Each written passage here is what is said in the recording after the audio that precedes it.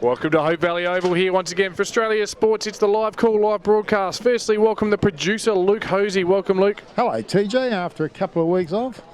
Didn't we do it last week at Glenunga? No, I said... Oh, yeah, you were away. Oh, yeah. And we did report you died, but you were okay. You are okay, mate? Oh, yeah, back to about 80%, yeah. Fantastic, mate. I'm sure you're going to have a great day. I know you're looking forward to this one. And it's my absolute pleasure to introduce, obviously, someone who commentates with me most weeks, but he's the last 1994 A-grade premiership coaches, the great man, the real deal, Tony Neal. Tony. Yes, I was bench coach on that great day with the great man Dave Cresani out on the field, and it brings back a lot of memories sitting up here on the balcony here and seeing a lot of the past players and friends over the years. And yeah, you wonder where that goes. 24 years ago it was since the premiership, and they've got their 2008 past players premiership for the B grade celebrating today as well. They'll go hard, those boys, won't they? Yeah, so it'll be a fair day, and this is probably going to keep me off the frothies for a few hours. So great setup very happy up to be here. here. Yeah. Fantastic, Hope Valley. I got up here nice and early, had a look around. Apart from the lady dragging the table right behind us, the best setup we've had so far. Really quickly, boys, I've done a match analysis, which I just want to shoot through quickly. Last time they met, Hectorville, more scoring shots, 10-9-69, but fell to Hope Valley at Hectorville, 13-4-82, a 13-point loss. Interestingly enough, yesterday was Friday the 13th. Today, Hectorville go for their 13th straight loss, a club on their knees at the moment. They won in round one. They've since had 12 losses, which means, of course, they lost their last 4 games in a row. And their C and B grade are forfeited That today. is making things worse. They've been competitive in the A grade. Last week going down to Blacks by 23 points. Another interesting stat is they play the team the week after Hope Valley play that team. Does that make sense? So therefore, Hope Valley played Blackfriars 2 weeks ago and so on and so on. Hope Valley's form line in the last month has been a 29-point win in round 10, a 3-point loss, a 15-point loss, and last week dropped their bundle a bit with a 79-point loss here at home.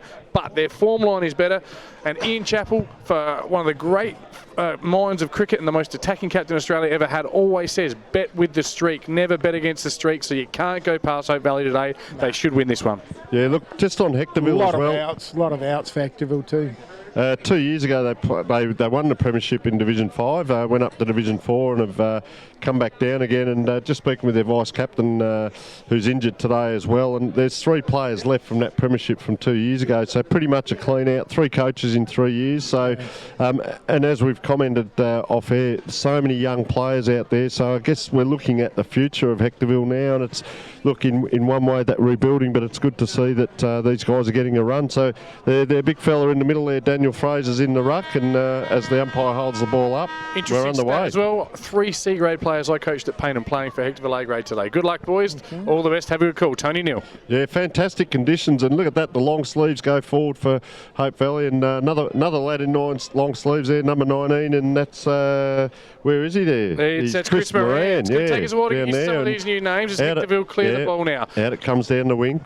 A long kick down the wing, and good mark there by number 15 for Hope Valley. That's Adam Nicholas indeed. He comes inboard, swings inboard beautifully to Sam Premble. Premble will look up. He's thinking he'll go to the big fella, will he? Jed Pfeiffer. Rosewater and Portland the last few years, Sam. Beautiful raking left foot kick to the fat side. Player drops the mark he might have taken. That was Williamson. D-Will and Hectorville will clear. Interesting handball into open space, and it's going to come back from where it came. Lombardi. Yes, and once again a turnover. Again, scrappy early. Probably a fair reflection of these 2 teams, 8th and 9th. They're going to take a little while to settle in, Luke Hosey. Yeah. Yes, 2 sides that are struggling and just going to find a little bit of time to find their feet.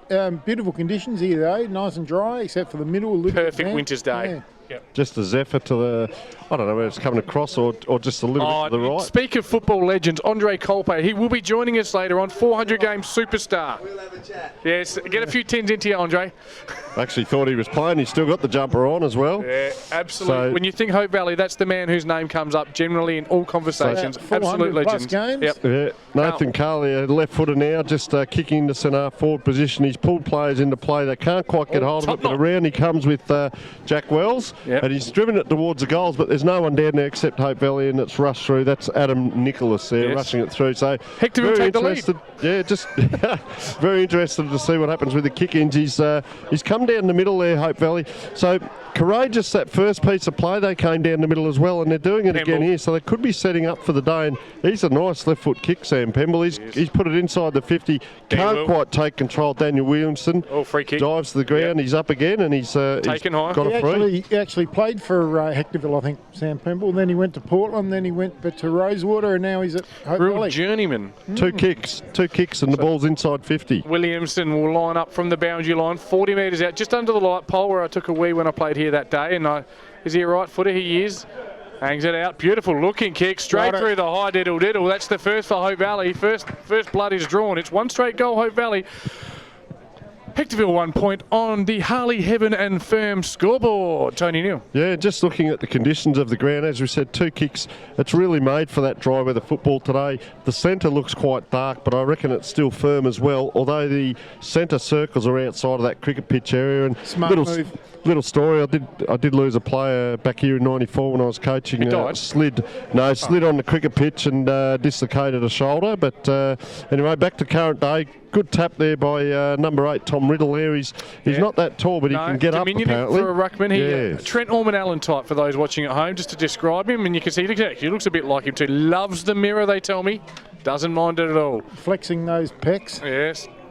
Pecks and tries and buys, about 12 players around the ball. We have a secondary and a third ball up. And boys, how good is this? On the balcony, looking into the foothills of Adelaide. Beautiful game of footy in front of us. Good crowd. This is grassroots footy at its finest, as Hope Valley should take the ball. Pemble again. Just intercepted there. Well done by the Hectorville player. Quick kip forward. Who was that? That was Elias Savalas Telly. We used to call him down at Paynham. I did think of calling Mickey Conlon then, the number 12, but no one would have got it from born prior to 1980. There we go. Hectorville forward thrust, but a wayward kick and chopped off. Well marked there. Nicholas again. Yes.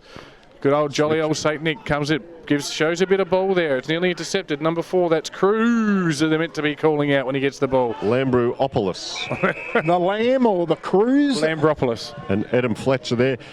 Both teams are trying to get it into the middle of the ground here. He's kicked that in, and number 17 was Luke Broadbent. Couldn't quite take the grab. Ball comes to ground, and he's a big, strong lad, but there's not too many of them. But they've held the ball in here at Hectorville at centre forward position. Only a very tiny ground. You've skinny wings. Way home. Very skinny straight wings. Down the middle.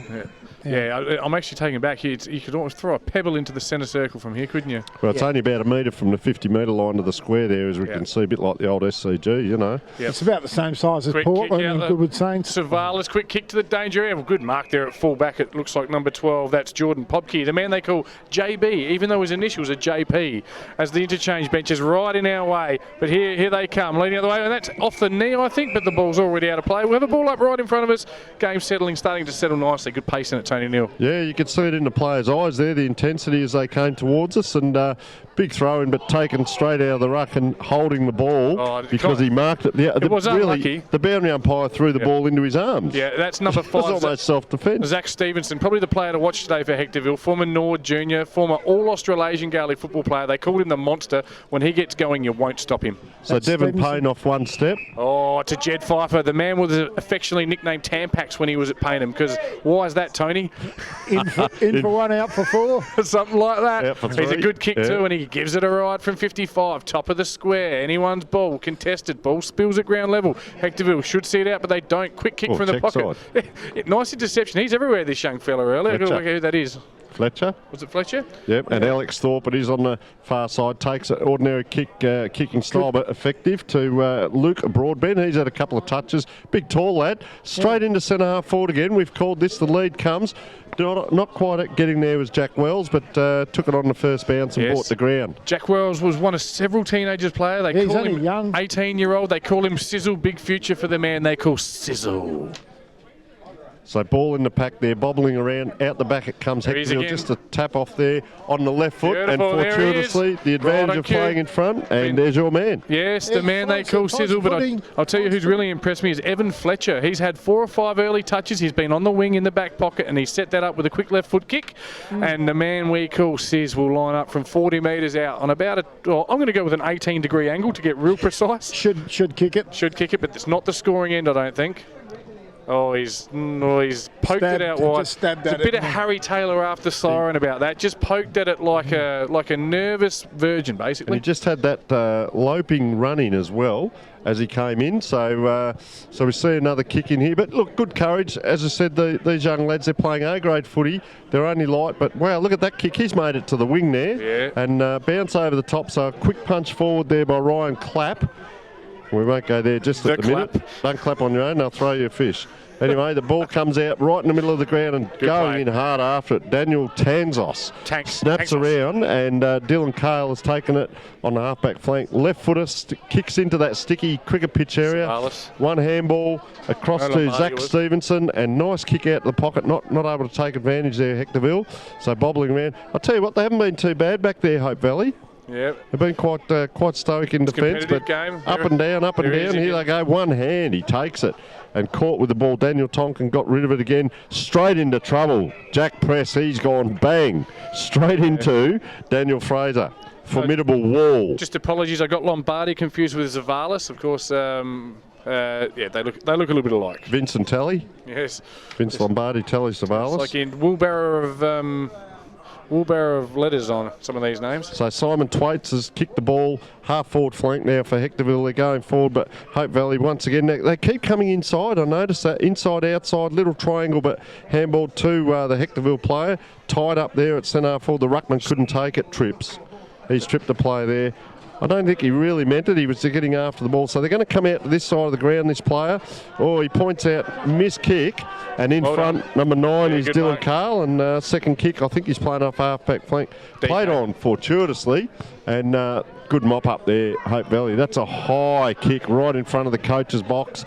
Not able to take that ball was James Eckerman. Spills to ground. Out it comes. This guy's going to get a ton of it, I reckon, Sam Pebble. He's had 4 effective kicks already, and they've all gone like a nice little touch there. Quick, right foot, torpedo, snap. Who would have Williamson. Beautiful kick there. Was it Daniel Williamson for his second? And I think they might need to make the match up there. And look, you don't want to pick on a young fella, but right here in front of us, the high ball, they had a player sitting under it. I think it was Dylan Cale.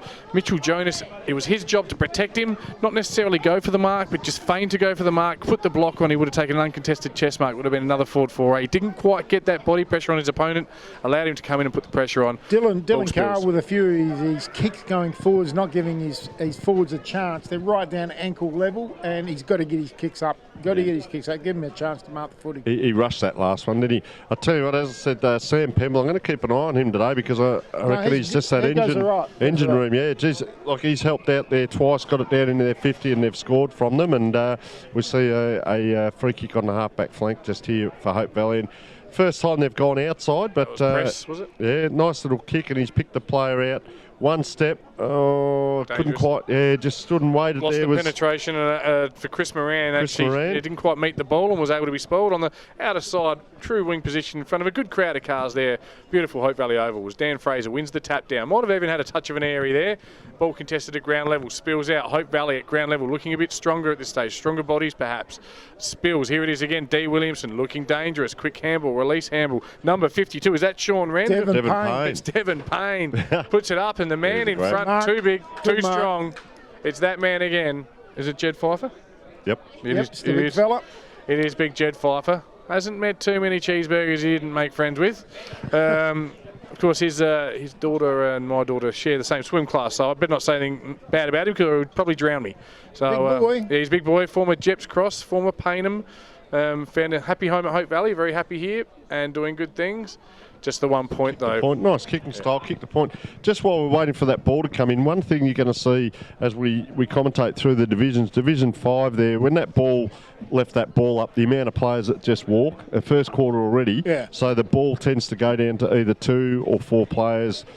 You won't see too much of the midfield moving up and down the ground as the game wears on. It is a different style of football, but we appreciate it's Division 5 and nothing against that, but it's going to be a different type of football to watch, In many ways, this is actually more entertaining to watch because the ball goes end to end. Yeah. So big pack forms as that kick in right on 50 metres there, just on the far side in front of the water tank there. Umpire, doesn't waste any time. That's gone up in the air. Hit Hectorville's way, but there's 3 Hope Valley there. And look at that kick coming in. Oh, geez, he's a strong man, that big fella. Well read there at the back there by the Hectorville player. Just kick to no one in particular, but it'll come out to half back out of the immediate danger area. And fighting is Tom Smith. Tom, Mr. Smith, if you're out there listening, why did you spell Tom with a H? That's right. Anyway, carry on. Tom. Yeah, umpire on the wrong side. We'll have a ball in right in front of us. It's the monster, Zach Stevenson. She's on. You wouldn't want to wake up, wouldn't want to go on the wrong side of Big Zachy, the monster. He's called that for a reason. So anyway, ball in there. Tentative ball in throw in. just pushed out too easily there, big Dan Fraser, and one down to ground level. Oh, a bit of a souffle. And he has released him just in time. And Elias Suvalis, we'll just call him Telly. He was released nicely there. Look how high the umpire's throwing that ball. That's going to waste a lot of time on just waiting for that ball to come down. But Hope Valley, and the big arms, did he? Put the arms out there. He wrapped him up there. That's what we call the the savage cocoon of terror. And he has just absolutely put everything into that tackle. Yeah. But anyway, up it goes again. Coming down, the ball hit the ground. Out the back door, Pemble again, couldn't quite get his hands to it. And the player that handballed that, Jack Press, good second effort there. He's done 2 efforts to get that ball back up for a ball up. And apologies, we can't tell you who the player is that laid the tackle because we don't have his name on the team sheet. So it looks like a change there. Number 6. Quick kick. So we'll call you Tom Nix there. Here he is, the monster Zach Stevenson, keeping the ball in front of him. Strong. Can he get out? He's wrapped up well. Go on. Yep, throw to the ground and we'll have the ball up. Tell you what, Adam Nicholas has been quite prominent down there today as well. Good. He's not a bad footballer, that lad. Going to roll, isn't he? Good tap, Dan Fraser, but reading it well there was the Hope Valley player. Number 4, that's Cruz. Lambrew Alphabet. Yes, going down, leading onto it, Dan Francis. Quick release handball, looked like Dan Francis. I'm not sure if it was. Number 10. These numbers are all over the place. We apologise for that. It's going to take us some time to get used to some of these. Good mark. Down low. Good little catch on the ground. I reckon that's Fletcher again. Evan Fletcher, yeah. He's got a bit of the Daniel Rich about him, I reckon. He has. From Brisbane Lions, just that low nuggety. That was a good grab down low. You know, it's interesting at this level, once again, you see some of these players, there's a smattering of players that you reckon could probably play up, certainly at higher grades, and he's one, and I reckon... he's not a lefty, though, is he? Adam Nicholas. But he does look like Daniel Rich. I think he is. Tony. He's setting up like a right footer. No, he's a right footer. Yep. And I don't think their 50s are 50, and he's put that through a post height, but it's just a 1- score. Yeah, I don't think they're 50 either. Yeah, and a great sign of what a beautiful day it is. Goal umpire in T-shirt and footy shorts. And Lee Duggan about to take the kick in now, so he's obviously looking down the ground. There's nothing short for him, so he's going to have to go long, but I reckon, look at that, centre of the ground. Yep. It's gone over the players. It's bounced to centre half forward. And I'm telling you, boys, that is the scoring end. There it is. Definitely. The ball's carrying that in. And Savalis, it looks like, but it could be Lombardi. It could be Lazenka Lombardi. Not sure. Kicks to full forward. Oh, good looking kick. Here he is. Side. Wells the sizzle. again. Yes. Young Jack Wells. Yep. He's had a bit of the footy this quarter. It looks really good for an 18-year-old, this lad. Yeah, another boy, though, whose parents couldn't spell. J-A-K, Jack. That's just not right. But anyway, he'll line up from 45, and I'm telling you, there is a bit of a breeze, boys. He had a shot from here before, so he should have learned. Oh, he's passed off. Oh. And luck's of fortune, he's tried to kick to Zachy Stevenson, who's made a good lead, and he's ended up lacing out Dave Lombardi, the 18-year-old, his 18-year-old mate. So, is this the guy that kicked it in? Let's see his kicking style. I think it is. Yeah, it is. So it came out the fat side, back into centre forward. Yeah. But he's directly in front, 40 metres out. Should put it through, and they need this one. They need some return for effort in the forward line. He has got it. Kicked it straight through the high diddle. That's the Hounds first as the Hectorville faithful go up in raptures. It's Hectorville 1 goal 3, Hope Valley Demons 2 goals 1 on the Harley Heaven firm scoreboard. Tony Neal. And I was just looking at that first kick he did in wasn't the best in regards to his style, but it was effective. He got it back and he's kicked the goal, and you know who he looks like? One of the Cracker brothers. For those that can remember. Jimmy and Phil. He's just got that little bit of an awkward style, what we would call awkward, but you know what? It works, it's effective, he's got a goal against his name, and good on him, and he's lined up in the middle there. That middle's misleading too to our viewers. It's not wet. It's actually quite dry dark. out there. Yeah, it's just dark. Yeah. Mud without grass in it. Yep. It's all very dry out there. It's fantastic. You are the analytical analyst, and no one can observe grass like you. So there's no wings on the far side. They've all come in, although there's wings on this side. So ball out the back for Hectorville. They're 2-on-1 to Hope Valley. They're not able to take the ball because it was running Hectorville's way and trying to drag it out there. That's not Evan Fletcher, is it? That's wait for him there. That's Luke Broadbent. Oh, he's a bit of an animal, isn't he? Whew. Went at it. Anyway, we'll get the next ball up. Tom Riddle, the ruckman. He's going to be the smallest ruckman I've ever seen. So tiny, isn't he? the ruck throw-ins here. There's a free kick being called out. 50 metres away. He's found a free kick, and it's going to Hectorville, and it's going to. No one knows. No one knows who it is.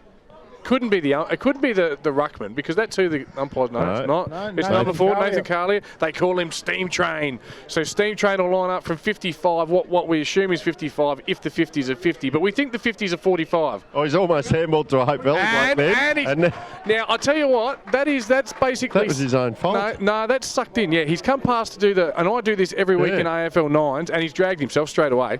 I do this for shits and giggles every week. Oh, can't swear, sorry. And it's backfired on him. You can't get that close. He's pulled himself off here.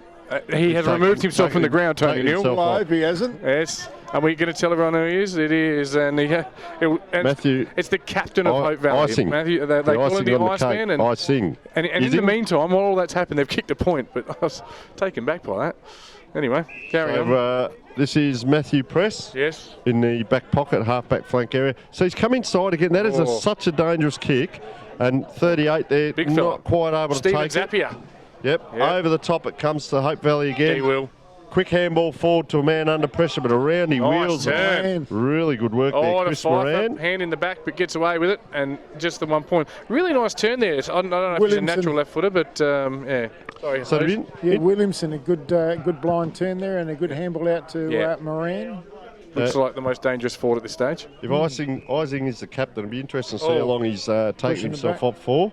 Yep. Whether he's dictating that Gone or over the line, kicking the footy, and saw a bit of that last night too. Daisy Thomas and there was a couple of them actually for Carlton doing that. You know, the foot on the line. You watched that game? I was watching it. Yeah. No, sorry, I didn't watch it. I get the feeling Watched the this movie. umpire is going to be a bit technical somehow. Yep. So bobbling around in the square, not quite able to take it. Hope Valley now, they've got it. Oh, good smother, desperate smother. Hope Valley back at it again, but it's come out 30 metres from the goal square. Round they wheel again. Quick snap on the right, for this and Williamson, he has kicked it. Great He goal. has put that It is. through. That's his And third. that's Daniel Williamson again. Yes, he's kicked Third 3 goal. on the Harley Heaven Firm scoreboard. It is the Demons of Hope Valley, 3 goals to 20. Hectorville 1-4. Same amount of scoring shots, but more efficiency. And the difference at this stage is D-Willed. And I'll tell you what, Daniel Williamson, don't worry about, there's no eye in team. There's 3 eyes in Daniel Williamson when you look at it, and that's how many goals he's got. Basically, Good, very good. Kevin Madden has to do something with this matchup because Nick Illick, who's had him from the start, has given him 3 goals in a quarter of footy. Tough week for Nick Illick. Someone. With Croatia making the World Cup, of course, he's Serbian and he's had 3 kicked on him. Who'd want to be Nick Illick? They've got to make a change. So Stephen Lazenka is in the ruck. He's a bit taller again. So let's see whether Hope. I can't believe he's got a great leap, and Tom he holds Riddle's his ground. got over him again. Yeah. And there's have a look at him There's there. a foot difference. There's a huge difference. So trying to outbody him now as a Hectorville player, not able to do it. So Hope Valley, it's probably a 50-50. Free kick now to Hectorville. In the Hectorville Ruckman's defence, if the umpire threw it up straight, he might have more chance. Yeah. Yep. It's either Savalas or Lombardi, not sure. I think it's Lombardi maybe. Going long. Best position, Hectorville in front nearly, and he gets a free kick for... Playing in I front. tell you what, if they paid them when I played, I would have that was broken weak, Plugger's wasn't it? I would have broken Plugger's record, mate. Oh dear. And is that? I think that's Luke Broadbent, is it? Is it? Big player. I think it is, yeah. Once again, this technicality from this one umpire, and I think he's getting a bit technical there. Yes. Paid the little one over the line, just little free kicks, just little tiny ones, and I don't think there's a lot in them. Past Players' Day, not past Umpires' Day, Chief. Yes, he needs to probably just let the game go. The game's flying pretty well, I thought. It was. Beautiful looking kick from 35. It is straight through. It's clapped through with plenty of gaiety on the line there, and I mean that in the nicest possible way. And that is a goal to our good man Lukey Broadbank. They call him the future of Hectorville. Obviously, one of the players we listed to watch in our pre-game, Luke Broadbent and Zach Stevenson. And yes, he certainly was happy with that one. And on the Harley Heaven Firm scoreboard, it's a 4-point lead to Hope Valley. Of course, that goal was kicked. That would be north to the Pernix, smarter with data end. If you want data and you want it smarter, Pernix is for you. Right of screen you're looking at is the HydroSmart Pure Water shop end. Pure water, it tastes And better. Riddle again with the tap out when they're going one on one, but now they get into a He's still won that. Yeah, he still body won on it. body. I'm surprised. And it's right out wide there, so out the other side, and it's a free kick here to Hecky. So looking inside for the switch, can't quite get it, so he's going to come down the line, and he's got his big ruckman there, big number 21, and up. Oh, geez, coming in from behind. Before acceptances. Lee Duggan, I reckon it was. Yeah, just a little bit early, wasn't it? So number 12 there, no, not able to take it, and he's not looking too well, Stephen Lazenka. I'd be running past for a handball. If I was a Hecky player, that's a bit poor. No one there. He's not moving that well. One step on the left foot, stabs at it, bombs it down to a 50-50. Broadbent goes up. He's a good, strong target, isn't he? Yeah, good, strong target. So we see him, he's having a look around because streaming off the interchange bench was Alex Thorpe on this side of the ground. They don't mind the fat side. He's, well, we'd say 55 out. So let's see, he drives that kick in, and that's going to land deep into the goal square here. Punch through for a behind. Yeah, so quick rush through. So on the scoreboard on the firm, Harley Heaven, it's Hope Valley 3-2-20 to Hectorville 2-5-17. So the fullback again is going to go, there it is, straight down the middle. He's kicked that to the centre of the ground. It's bounced once again to centre half forward. That's the second time today. Picking up there was Tom Jonas and just dribbling it out towards the boundary line. So one kick and the ball is on the far side, on the Hope Valley side of the wing. We'll have lots of scores at quarter time. Just a quick one though from we're regularly at Glenunga. Glenunga trailing Jeps Cross by 4 points late in the first quarter. Sorry, Tony. You're fine. So ball coming in off the back, well crumbed, yeah.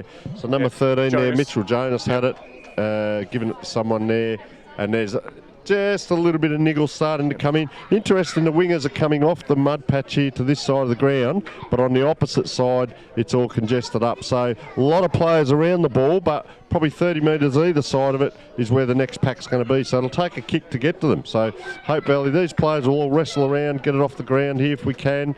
Going to be another ball up, good strong tackling, but you can see the ring around the outside of that little pack there, there's no one for 20 to 30 metres. So third man up there, Daniel Tanksos, gets it out in the clear and two bounces, three bounces, quick handball, gives it to his twin in long sleeves. Another bounce, they've had three bounces, we're going to get a kick now, and he's had a shot there and has hit the post. Bit of me time, I think. He had a couple of players on, but in the end it was... well played, young Moran.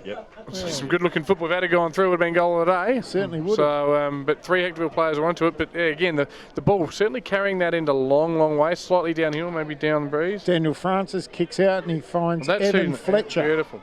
All right, we've just been informed by one of the locals. It's actually Jimmy Boxall, the Boxhead, wearing number 6 for Hectorville. So I think he might even have the ball now, does he? Anyway, he is number 6. Neat little kick there. Okay. They've had a number of changes today, Hectorville, so we do apologise to our... of course, they're B-grade forfeited. A nice chain of possession here. Finds Zachy Stevenson, but his kick is awful, and two Hectorville players look like they stopped it. They needed to make a contest there. That really is the quintessential 8th versus 9th Div 5 football mistake, isn't it? You just in Div 1, that ball gets smashed, that player going for that mark, but horrible kick. He's kicked that low and hard. He's kicked the last two balls out of full back to the centre. I reckon he tried to do it again. And well done to that Valley guy there stopping him. Stephen Zappia it is. Nice. Low centre of gravity, quick handball. Oh, loping run there on the left foot, chips in the centre forward. Have a look at that. This is a real opportunity. Telly Savalas here. Savalas. Yeah, he's got a bit of size since I saw him a couple of years ago out at Payneham. He's looking good. He's actually pretty quick as well, and horrible haircut. Horrible. Dad'd be disgusted at that, but he was a highly touted junior. So he's going to line up from 45 on a sliding. I reckon he might just put this through. Gets real head of steam up on the kick. Oh. Kicks it like a dirty dog, and that's just rubbish. Did that ball go flat as he kicked it? It was as if he kicked the air out of it. Now, while we've got a quick break, a quick hello to a gentleman, Matty Leonard, a 1994 Premiership player, living in America currently. So if he's having a listen, Matty, g'day to you from Hope Valley, mate. Jana Hamble's bobbing around, to use the Dennis Committee pun, like a cork in the ocean. Ooh, and it just nice clean up there from Hope Valley. Couple of quick handballs, but a rush kick, and there he is. That your man Daniel Rich, Evan Fletcher. He's taken a diving mark 50 metres out. Crowd's starting to build up now. Yeah, no, again, while Evan lines up on a 45-degree angle, maybe slightly more from 50 metres out, you can't help, and I'm sure you'll capture it in the pictures in some of the stoppages. The foothills in the background is a beautiful place where we are on the balcony here to watch football. And there's absolutely beautiful. The waft of steak sandwiches coming through, mate. It's just So, is there any left? Two. Yeah, no, I'm waiting for a hot dog. Ooh. But Big shout out to Wayne Knowles, our friend, of course, listening intently at home. And we've got scores. I've got a quick score from Division 1. There's a strong breeze down at Henley, clearly, because it's paying them 5 goals for. Henley, 1 point. And the last would be two. a breeze down at Henley.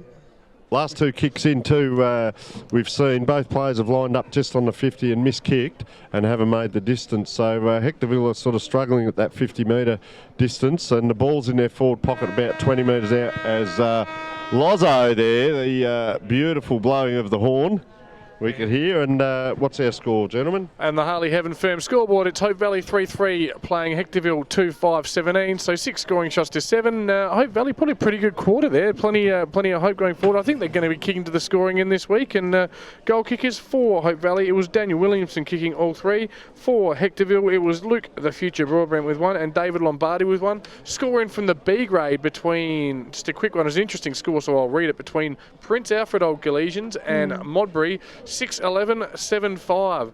They've called it a dead heat. I'd call it a draw, or a tie. But yes, it's full time. Yeah, we've got. I'm not sure too many people care about C6 who are watching this right now, but paying them up by 2 points in the C6 game. We've got Jeps Cross leading Glenunga. Don't laugh at me, I care. It's where I plied my trade. We've got, as I mentioned, Jeps Cross 2-6, Glenunga 2-2. Paynham 33 points up at Henley, but going with the breeze. That really sounds like a dominant quarter hose, but you coached at Henley. That could be an even quarter, couldn't it? They don't often get a big breeze down there, no. You're being facetious, right? Is that comedy? No, I am. I'm being true. Yeah, no, they don't often get a lot of breeze down there. Oh, I thought coming off the ocean they get a massive breeze. No, they don't. Oh, well, that's fantastic news for Paynham supporters, of course, which I'm one. No. 9 scoring shots to 1, so there's a lot of crucial games. Boys, and I'm not going to lie to you, I'm winning 4 footy tipping competitions here at the moment, so they're huge, and I'm keeping a close eye on them. Nord are trailing Sturt by 18 points. The Tiggies, the Tiger Train, I was down there yesterday, still fantastic to be down at Glenelg every now and then. Quarter time, 31 leads South 2. They'll find a way to stuff it up, though. Westies 5-6 over my current club. Essentials 1-1. That's not good for the doggies.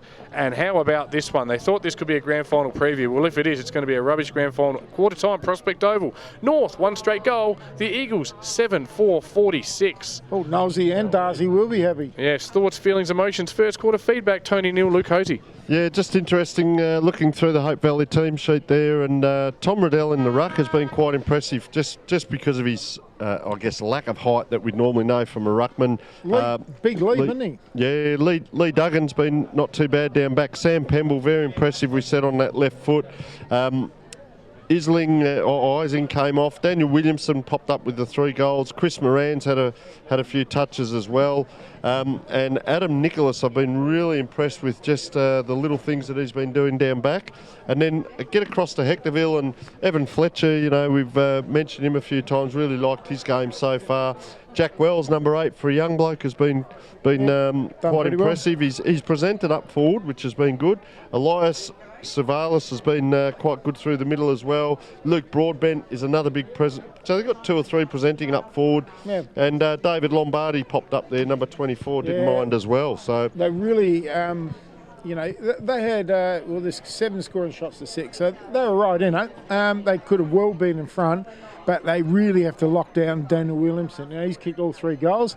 And Nick Illick has to come off of him, and they've got to find a replacement. They have to find someone who's going to stick tighter to him, because he's the one causing the damage up forward now for Hope Valley. So Williamson with his 3 goals, he's clearly the best man on the ground. And I'll be interested to see what happens this quarter with the fullback kick-ins and just the general ground kicking. As I said, last couple of kicks there, Hectorville had, and you're right, Luke, they could have been in front on the scoreboard easily, but miskicked a couple, and I'm just wondering whether there is a little bit of a breeze going to the right of screen. There isn't much out there.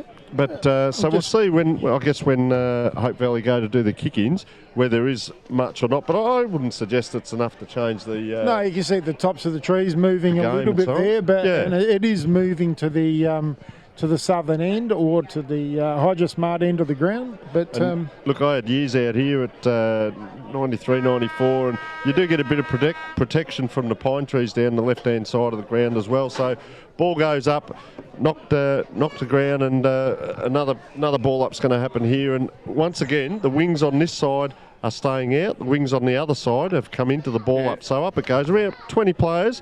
And then there's, once again, 30, 40 metres to the next pack. As you can see there, bouncing ball. Oh, taking it out. Was that your ball? Look at that handball. Down to the young fella, and he's kicked his second, David Lombardi. Yeah. This 18-year-old boy is having an impact on this game. And for the first time today, the Hounds, they're hungry. They've hit the front. 2-point leaders on the Harley Heaven Firm scoreboard. And how clever that young lad then, David Lombardi, just reading that kick coming in, and he took off before anyone else. I just love seeing that out of young players. Was that Broadbent who took the mark? I reckon it might have been. Yeah, but it was good work. Lombardi just knew when to go. He didn't hover and hesitate. He just took off, and they fed it to him, and he was a metre or two in front of anyone else. Relaxed, kicked the goal, and that's really good to see. That's their starting to get some winners, aren't they? Lombardi, Fletcher, just coming into the game a bit. In the Hope Valley forward line, Illick has gone to Williamson again, so that's interesting. Hasn't made a change. Oh, he hit the deck like a sack of spuds. He came down horizontal there, and he must be the $6 million man because he's up again. So ball in the Hope Valley's forward line. They might just get a couple on the board. Hectorville's forward line. So Hectorville, sorry. Hectorville kicking to the right of screen. Yeah, thanks for that. They've both got a HV in their name, mate. It's we had quarter time. Yes. Big shout out to the wife who's watching as well. Hello, darling. Sorry, carry on, guys. I'm just watching that ball's going to dribble out again. Not quite. Yeah. Hectorville kicking to the right of screen, of course. Yes, and plenty happening as well, boys, all around the world. Hawthorn have hit the lead against Brisbane. They were behind for quite a while. We'll have plenty more scores from out of grounds coming. So Fraser sets himself, but winning the tap again was Tom Riddell, and he gets it going Hope Valley's way. Oh, man in front there, couldn't quite pluck it out of the air. Daniel Williamson, he's the man of the moment, but back on that left, and that's Pemble again. Well done, Daniel Francis. Oh, he didn't take the ball, but he took the risk. He rolled the dice and attacked the ball, and the coach loves that every time. Well done, young Daniel Francis. Of course, he's one of the teachers down, I can't name the school he's at, but down the Central District zone. So, nice lad. So ball out of bounds about 20 metres out from the Hope Valley goals here, waiting for the umpire to throw it back in as he's brought it back in. Two ruckmen there, 32 and 5 by the look of it here.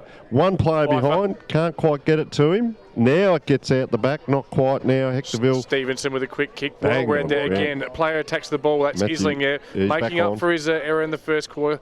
Putting himself back on now. Yes, he's pulled himself off and back on. Good hands. Handball on the left foot. He's tired, isn't he? And good mark. Great grab. Really well done. Didn't panic under duress there, and he's taken a. Is it Tonkin? Daniel Tonkin. I think it is. Taking a mark about. Juggled it around. Circus trick. No, it's Daniel Tanksos. Yes. Tank top. Should get this. He's only 25 metres out, slight angle. Yeah, maybe just a bit more than that, but it's a good-looking kick, and it's just holding up. It looked like it was going straight through the middle. Floated across the face. Yeah, and I think there's just a bit of a breeze, as we mentioned, and it's now 2 points the difference on the Harley Heaven Firm scoreboard, and certainly the Pernix Smarter with data end looks the harder end to kick the goals. They're going through a lot easier at the Hydrosmart Pure Water Shop end. Mind you, being a Hope Valley player, you'd expect that you'd know the conditions of the ground. So we see Hectorville now not quite to the middle of the ground, but geez, they're certainly kicking out a long way. Broadbent shovels it. Stevenson, here he is, nice the monster, beautiful looking kick, and does. I tell you, they get the ball into his hands. He's a beautiful user, the big man. He's big, he's strong, he'll set up their play. He's playing on the ball as a big ruck rover. And again, when he gets the ball, they look dangerous. And lining up for a shot 40 metres out is David Kotonen. David Kotonen, the 16-year-old, about to have his moment, his football moment, a chance to take them to a 7-point lead. He'll line up from 30 metres out. First goal in senior footy. He's had the golf swing there. He's already out of practice. Yeah, I always did that. Let's loosen up the limbs. He's got a terrible haircut also, but he's going to It's a better looking kick than last time. The umpire says that's all right. They love it. They're going to get around him. It's the Hounds by 7 points, coming off 12 losses in a row. Could this be their day? The Hounds are hungry. One other thing I just noticed off the ball, just a little bit of a niggle, bit of a wiggle in the step. Evan Fletcher just seems to have copped a bit of a knock. I think he's okay now. But just in the midfield, they're getting on top. Stevenson and Fletcher are the catalysts in there, Tony. Hectorville are all over him at the moment. Did not expect that. I thought Hope Valley might win by about 5 goals, but at the moment, Hectorville are really playing good footy.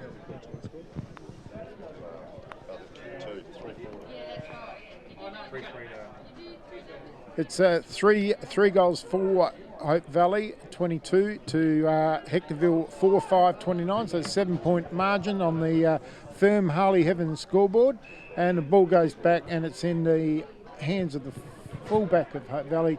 Beautiful little kick, and it looks like Devon Payne, and he's got the footy. Yeah, good little grab there, and controlled it well, 2-on-1. Just popped it up in the air. Matthew Press takes a grab, comes inside, doesn't. Yes, he does make the ground, and Matthew Isaac. So across the ground now, out to that's Daniel Tonkin there. Switch. Yeah, and look at them, they're away now. They're out. One step, looks inside, nice lead, and Lee Duggan. Now let's see. He's kicking from full back. I reckon he's.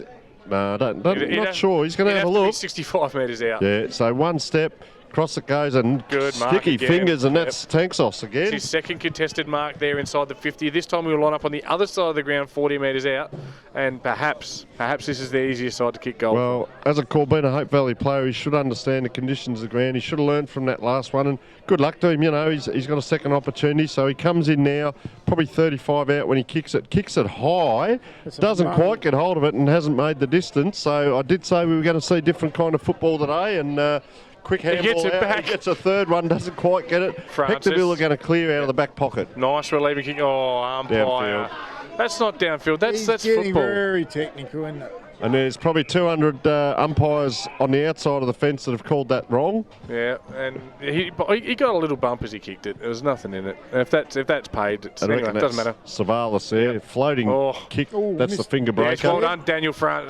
Fraser. Clever. Oh, Fletcher takes possession of it. Goes in board, looks for and finds on the leg. Good play. Hectorville, bit of system here.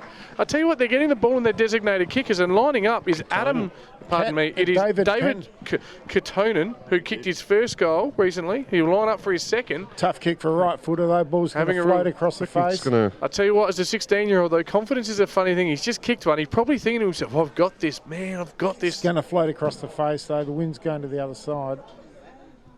Gives it a ride, and Luke Hosey, beautiful commentary there, does just float across the face. He got it. Oh, it's snuck it in. Got it. Oh, listen to you. I brought into the pig's trough. The pig had me dipping into the trough. I think it might actually be going down to that end a little bit there. And I love how you just did hand action for the people at home. Yeah. Is he 15, is he, that kid? 16. Yeah, 16, and he's kicked 2 goals, David Katone. It did float across. It just snuck into that left-hand goalpost. Yeah. And on the Harley Heaven Firm scoreboard, we are seeing somewhat of a surprise because they've kicked 3 in a row now, Hectorville. Is the drought going to be broken? The Hounds 5-5, Hope Valley 3-4. Well, they're going for their 13th straight loss, aren't they? So, yeah, Friday the 13th yesterday in my pre-match preview. Here it comes again. Look, they're taken high. He copped one in the head there. Zach Stevenson, I reckon. Is it number 5? He ducked it. He ducked it, but he still got kicked in the head. I'll tell you very quickly, going back to that goal, was the mark of Katone. Yeah. That was a contested possession, and sticky fingers, great grab. So they're getting goals from everywhere there in their forward line. So no one contesting there for Hope Valley. Fraser just palms at the ground, but Hope Valley out the back, falling over there. That's going to be costly because getting it across was David Lombardi, and kicking the point was Evan Fletcher, one of the best points ever seen on this ground by the celebrations there. So the young blokes are really getting involved. Nice kicking by Hope Valley there, but 50-50. That's a free kick, hand on the shoulder. That was there. It was there. They're starting to get on top Devon here. Payne just gave a little shove. James Eckerman, give him a shout out because I reckon this is going to be his first effective touch. He's had a few little ones in the middle, but he's playing on a wing and he goes to the hot spot. But no one's actually there. Easy fist there for Hope Valley player. Good, easy fodder. Nicholas, I reckon it was. Ground level, another free kick. We're on record pace here, boys. It was Lucas Harney who got the punch in there. We haven't called him much. So ball in the back pocket. And they're coming across to the goal square. That is a dangerous kick. Taking the grab right at full back. And a quick handball out. Pemble's got it now. Will he get on the left? He does. He comes down the line, and you can tell by Out the the full. cheers on the crowd, he's kicked that out on the full. Being a former Hectorville player, they're giving him a little bit of stick. They're starting to just crumble a little bit here at times, Hope Valley. So nice Big nice fella. grab down low, Yeah. Lazenka. The second Stephen ruck. Lazenka. Yeah, he's been doing good things. I heard him getting some instructional advice for the game. He's here. He was switched on. He's asking about running patterns and where to go before the game. So good on him. Didn't have a bad kick in the warm-ups either. I was watching Oh, this yeah, lad. kicking Good left 55, footer. Yeah. and you give him a rapid, he's put it into the bloody clouds. The wind will take it. Yeah, Yeah. it's 80 metre dangerous. kick, 40 up, 40 down. No reason why they wouldn't Man. compete there, though. Ball spills, nearly comes out, and there he is. Is he? Oh, it scorched him over long. Actually, that's good play there by number 8, Jack Wells, the sizzle, another 18-year-old, just tying up, neutralising the contest, causing a ball in a dangerous area now for the Hounds. And Broadbent a bit slow to get up, but he's up in for this ruck contest there. Grabs it out of the ruck, handballs back to fresh air. The monster, here he is. So here he is there. Overruns the ball. Hope Valley, first of the ball, another ball up. So they've just bumbled and bobbled that ball along and got it out to about the 40-metre line. And we're about to be joined by hang the on. great man. Hope Valley needs something, and when you need something at Hope Valley, who do you turn to? Andre You turn Kulpe. to- That's where you go every single time. 400-game legend. We're just going to stop. The earphones go on ears, mate. We'll keep following the play for now, and we'll be joined by Andre momentarily. Next stoppage, Andre, you're on. We've got a free kick once again to, this time it's Hectorville, 50 metres out. Quick chip to the top. Stevenson in best position, flies. Ball spills at ground level. At ground level, it's Hectorville. Ball spills again, clearing it. Beautiful play here. Good clearing kick, straight to the middle of the ground. Tony Neal. Into the cricket pitch, it just stops and sticks. Fletcher there, left-hand handball over, 1 handball, 2 handball, 3 handball. The ruckman's got it, 4 handballs. Having a flying They're shot. coming in for a goal, and Got there it. it is. Got it. He Yeah. has kicked it, 4 Wow, handballs up in and the about. chain. Mitchell Jonas. That is Mitchell Jonas, and on So- the Harley Heaven Firm scoreboard, it is 6 goals, 6, plays 3 goals, 4. Now, I want to welcome this man because I know you know him, but this is the legend of Hope Valley, 400-game superstar. Thank you for joining us. We want to hear from you, Andre Kulpe. Thanks for that, Tom. Can I just say that's Luke over there, isn't Yeah. that, Tom? And I've got Tony there. Yeah, thanks for that. That's overwhelming. This is my first little radio gig ever. TV, mate, we're worldwide at the I'm a moment. bit You're going around the tongue-tied world at on moment. TV, so Oh, okay, gosh. I should be smart. How many Head games for did radio. you play? About 430 or something? I'm not sure what the official number is. It's around that, about 424. I do you still think. have any kick Yeah. occasionally when they need you? No, evidently a couple of weeks ago, I'm doing the umpiring for the C grade and Triple N over here. So it was good to catch up with Andrew there for a while. So yeah, no playing, but just umpiring. All right, you can follow the pitches. We're going to keep chatting to Andre. Great Andre story, really quick one. I rocked up to a school in Elizabeth 7, 8 years ago. They'd given me, Officer Reckon Sports sent me out there. 80 kids there were there. I had to take them to soccer. This great man comes up to me and goes, you want me to coach with you? Oh, thank God Andre was there. He saved me. 8 weeks voluntary coaching he gave me. That's the kind of guy this guy is. All the respect in the world for you, mate, and honoured to be at your club calling the game with you. Okay, we're honoured having you guys over here and actually doing a pretty good job as well. This is a pretty good gig for you.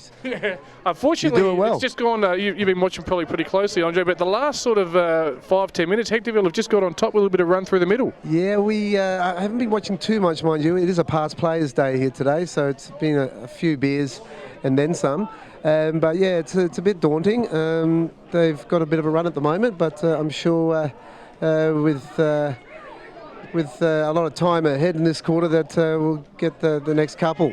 And just as we see this ball is going to be tied up here, having coached in the time that Andre was here, I can tell you the first night that I was out at training and he didn't come out of the car park. He just somehow swanned along the ground and to a T, the amount of players said Andre's back, and I thought, who is this guy, the wild man of Borneo? And geez, what an asset to the club. And you watch these players today in skill levels, and I was thinking about commentating today with Andre, and I'm really looking forward to it. And he was such a well-balanced player, very rarely went to the ground unless he really needed to, and just precise use of the ball, a real asset to the club and to the team. And so, I'm interested, Andre, on how you're seeing this game at the moment. Some of the skill level, not too bad, and then at times... Yeah, thanks for that. I do have a recollection of our first meeting there in '94, and no, they were certainly glorious years and very successful years they were. As for the game itself, it's two teams, very young side as well, actually pre-game, went down there, wished the boys all the best, and just looked at the faces, and it was like an under-18 side. It was we actually made that comment off air that there's a lot of under-18 looking kids, and I think there's 3 or 4 for Hectorville, and obviously several for Hope Valley as well. So it is certainly very much younger. And Andre, I guess when you played in, let's call it the glory years of the 90s, I saw some photos. Some of the ovals you played on back then, it was just mud pits. It was a different time, wasn't it? They don't do that anymore. Yes, I can reflect on one particular photo that was taken, I think it was 95, and I don't think there was a blade of grass on this oval at all. So yeah, I mean, the drainage systems on most ovals were pretty ordinary, and the smell of a lot of the ovals were pretty ordinary too. So yeah, kind of missed those days. It was good for your complexion, the old mud. And Andre, you haven't looked like you've lost a single hair, mate, from 20 odd years. Well, it's 24 years ago now, and yes, you're still going well. So obviously it was good for the complexion and life in general, mate. I know you travel a fair bit. You're over here and you're overseas, and you're probably known worldwide, to be honest. So one of the good things, just going back a little bit, we go back to our culture, and one of the things I'll say with Andre and a lot of the blokes, there were probably 100 blokes here at night after a game. We hung around after games, celebrations, the culture of the club, every event, every training session. Andre, along with a lot of them, would turn up. We'd often have 40, 50 players on track. We did, yeah. Training, because there weren't mobile phones and the electronics that are around these days, and we had each other, and the culture was great, and we got a premiership out of it, which was very fortunate when you look back now. Just going to the play for a sec, boys. Quick kick forward by Hectorville. Dangerous area. The young fella again. Quick, cute little kick there, but it's 6-7 playing 3-5. 20-point lead. A really handy lead here for Hectorville now. We're here with Hope Valley legend Andre Kulpe, just having a bit of a chat with Tony. Carry on, Tone. They're owning the quarter so far, though. Yeah, just talking about the culture back then, Andre, and the lack of electronics. And, we can remember nights here in this club, 80, 100 people, and you got 3 teams, coaches, families, and there was no A grade, B grade, C grade off the field. It was just one big club, wasn't it? Yeah, and that does, you're exactly right. I mean, there is distractions now in this day and age. But yeah, back there, building that culture also builds success, and we did win a flag, and it is the last A-grade flag that we still have got. A lot's got to do with that camaraderie and very unusual players' reviews that we would have. I can actually recall Tony Neal, I'm not sure what his name was. Cross-dressing, any chance? Embracing the catwalk, doing the lingerie, the swimsuit and the nightgowns. And I think I won Miss Hope Valley that night. Yeah. There's something for the resume. Speaking of that, just quickly, Hope Valley coming, streaming through the middle here. Obviously, you can see the pictures, beautiful mark there. That's Ising, the captain. The Iceman goes forward. Good play, Hope Valley. Quick transference of play from back to full. We haven't seen too much. It has to be that man. He's kicked all their goals today. He'll line up for their 4th, 45 metres out directly in front. Back to you, Tony. It's a big name, the Williamson name over here. I think it covers about 2, 3, 4 decades. So, you'd be back in the min too. They've shown great loyalty to the club. He's just hooked that one. And speaking of good names, nice little segue there, Andre. I noticed on the board, I think it's the first, I haven't been in today, but the first name on the board last time, I reckon that's Dennis McIntosh.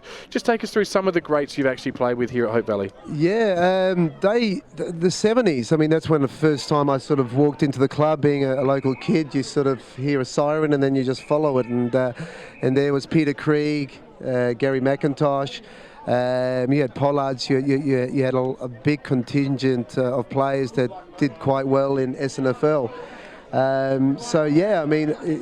If you look back, I was blessed to be taught, and I think not be coached, but just as a young kid, you visually just see him, you admire him, and that as a young kid, that's how you learn. So you played a bit with Gary McIntosh then?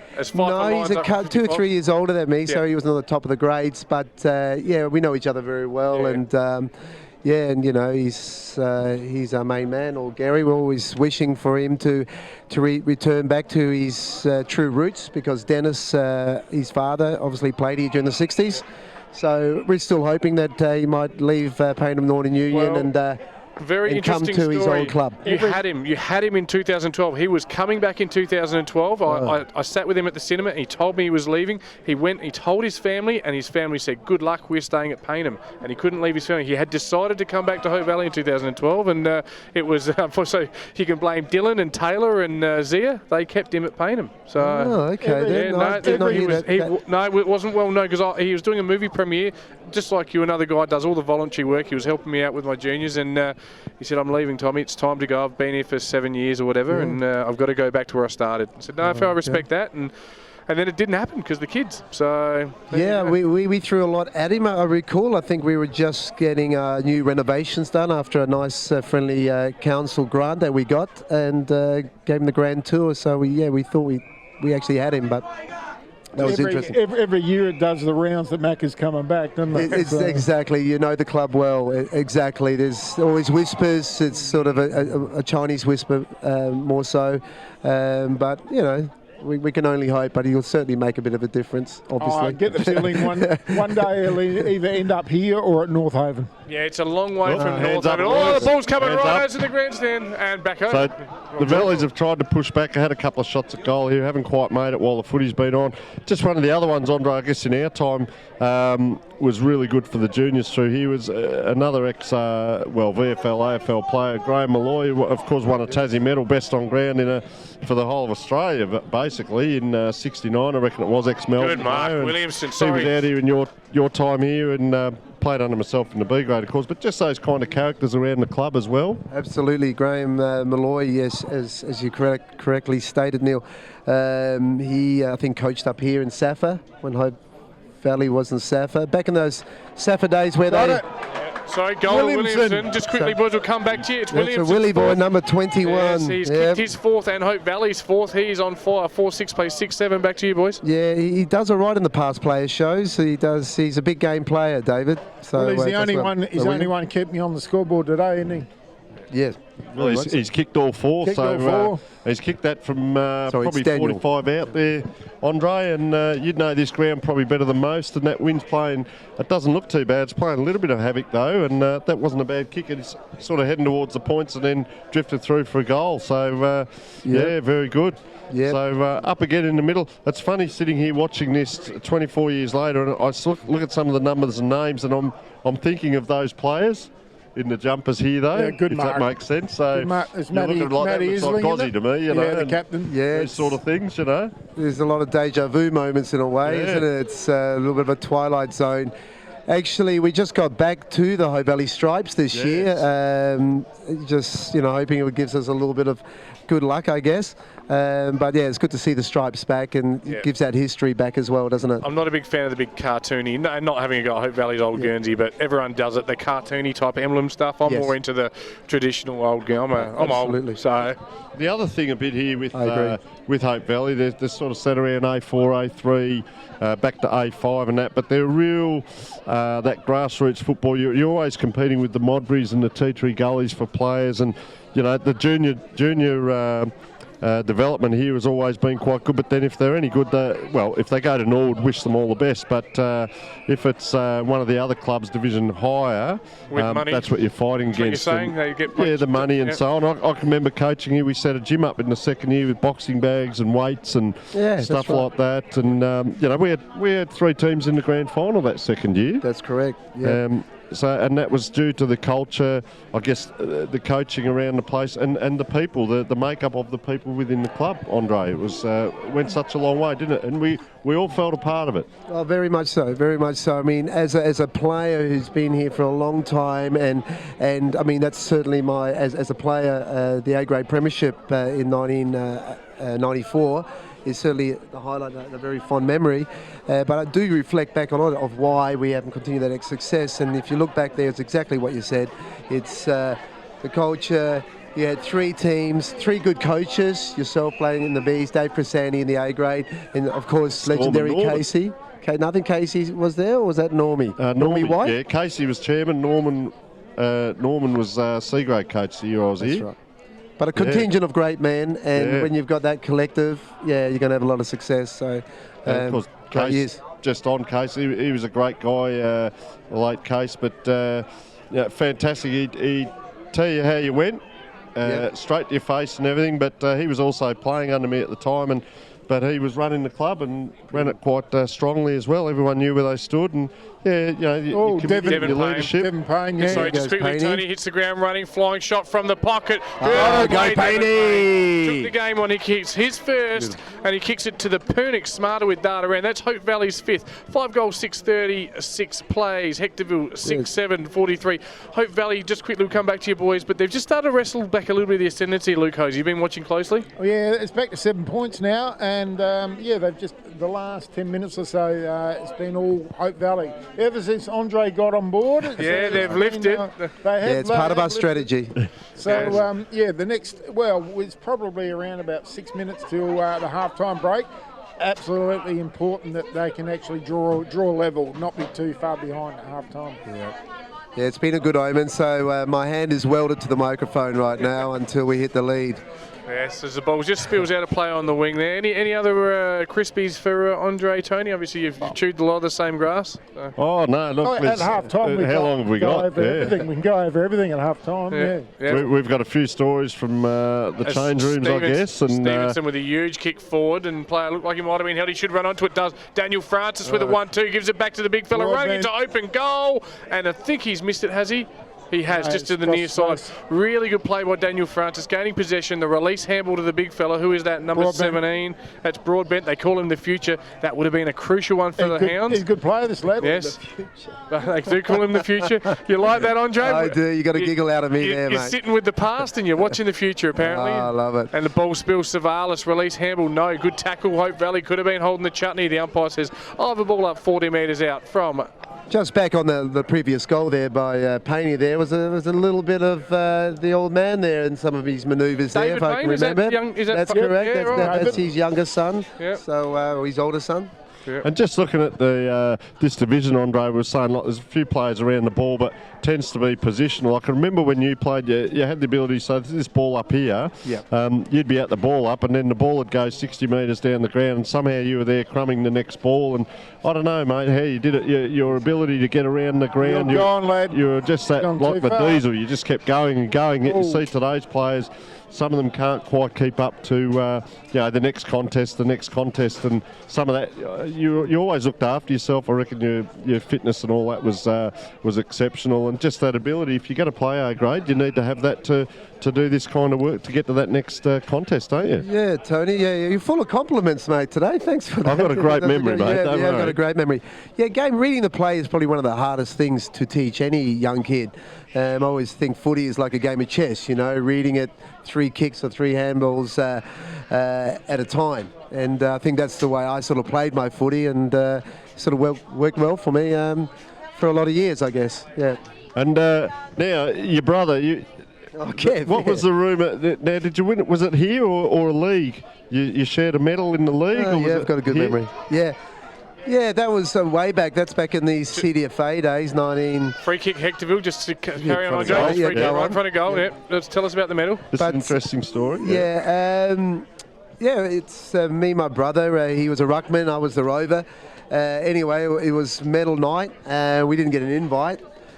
Straight through. So we got the phone call, and my brother answered the Daniel phone Fraser call. scored for Hectorville. First goal I've ever seen him score, so well done. Sorry, carry on, Andre. Yeah, anyway, my brother answered the phone call, and he looked up at me. He says, "Guess what? I just won the medal." And I was like, "Oh, that's great, And I guess what? I won on account back to you." So I was a bit pissed off. Okay, that's great, So I congratulated him all that. But anyway, I got the phone call about 4 hours later, and they recounted it, and they couldn't separate it.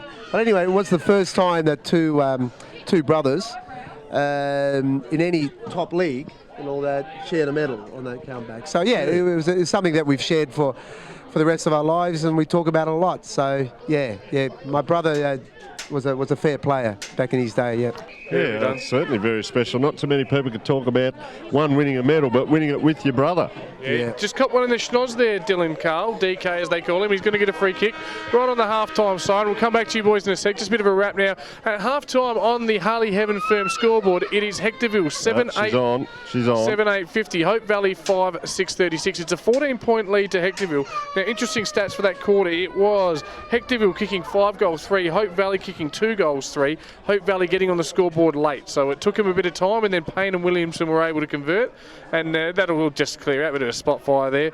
And good things there really being shown by young David Katonen, who bobbed up with 2 goals, and David Lombardi, an 18-year-old and a 16-year-old, kicking 4 goals of 5 goals in that quarter. Great signs of Hope Valley and for the future, for Hectorville and the future, of course. We'll jump back on board. We'll come back with some scores from out of grounds. We'll jump back to Tony and Andre. Just Sorry, firstly, we'll just go through the goal kickers for Hope Valley. Is Daniel Williamson with 4 and Devon Payne with 1.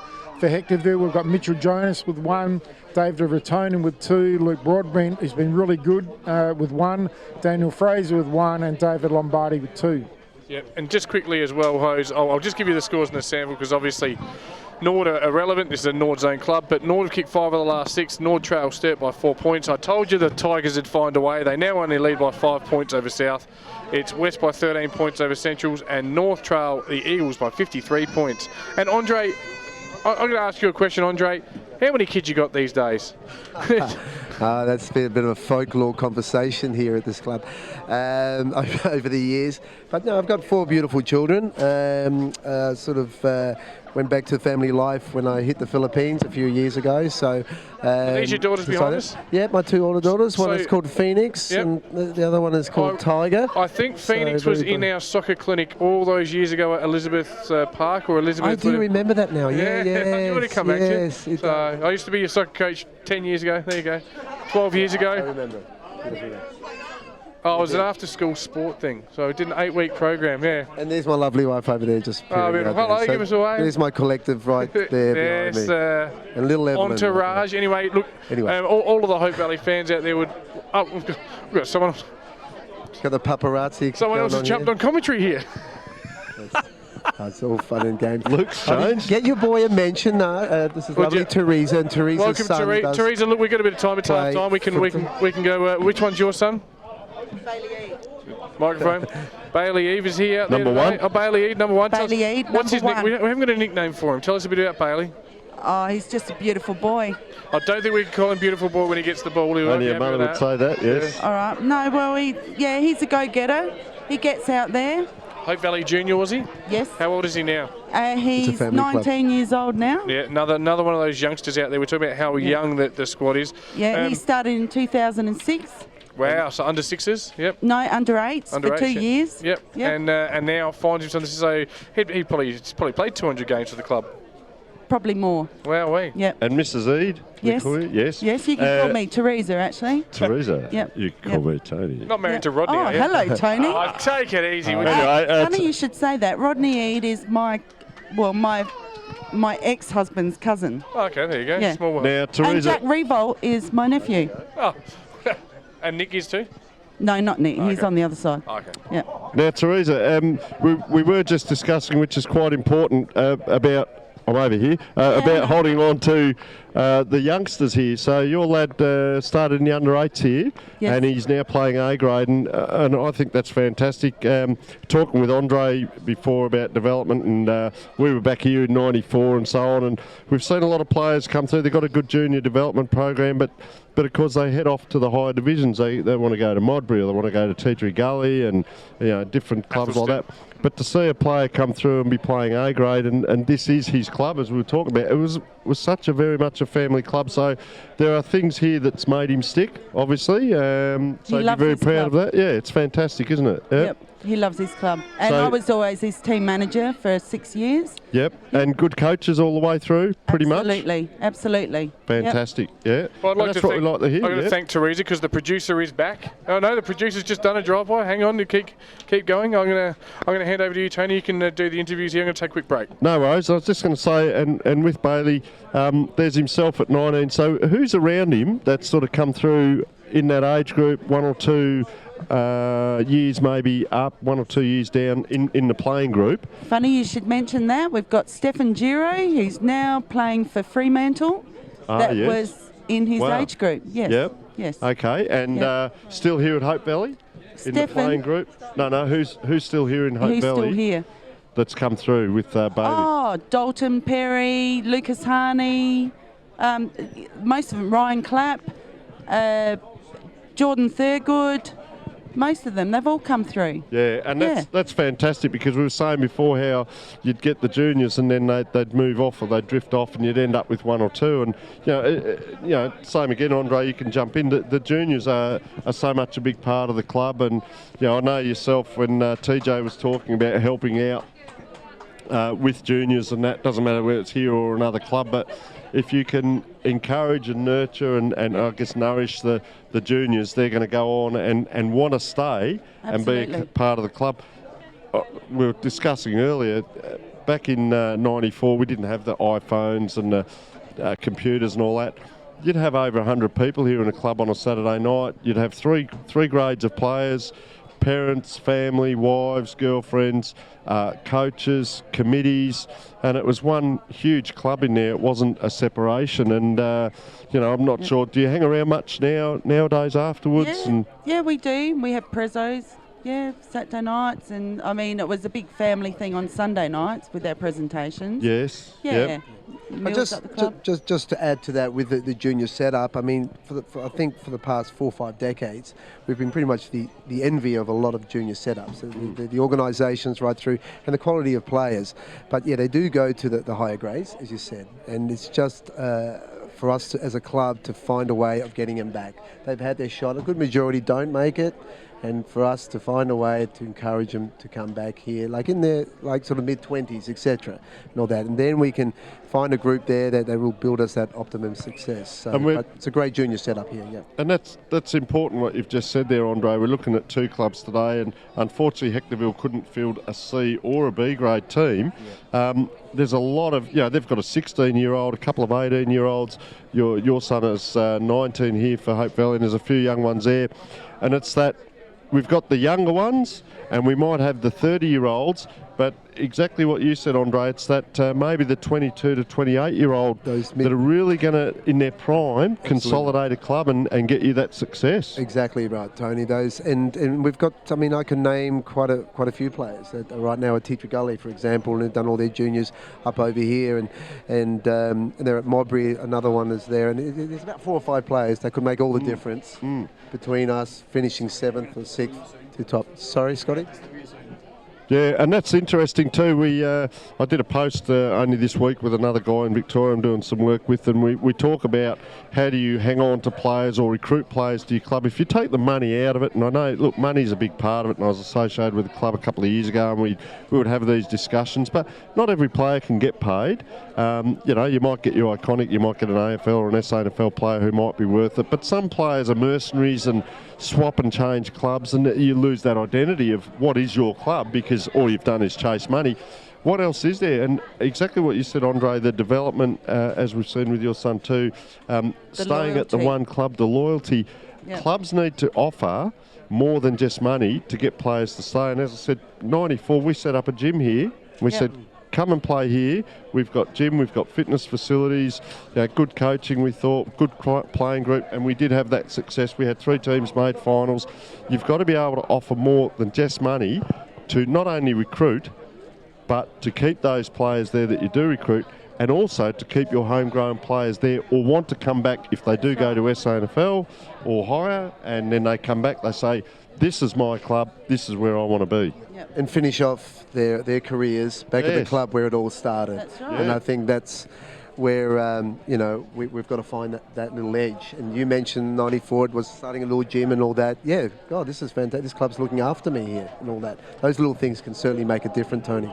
So just coming back to Bailey, Yes. He lives at home? Absolutely. Yes, yeah. and so feed him Friday nights, do you?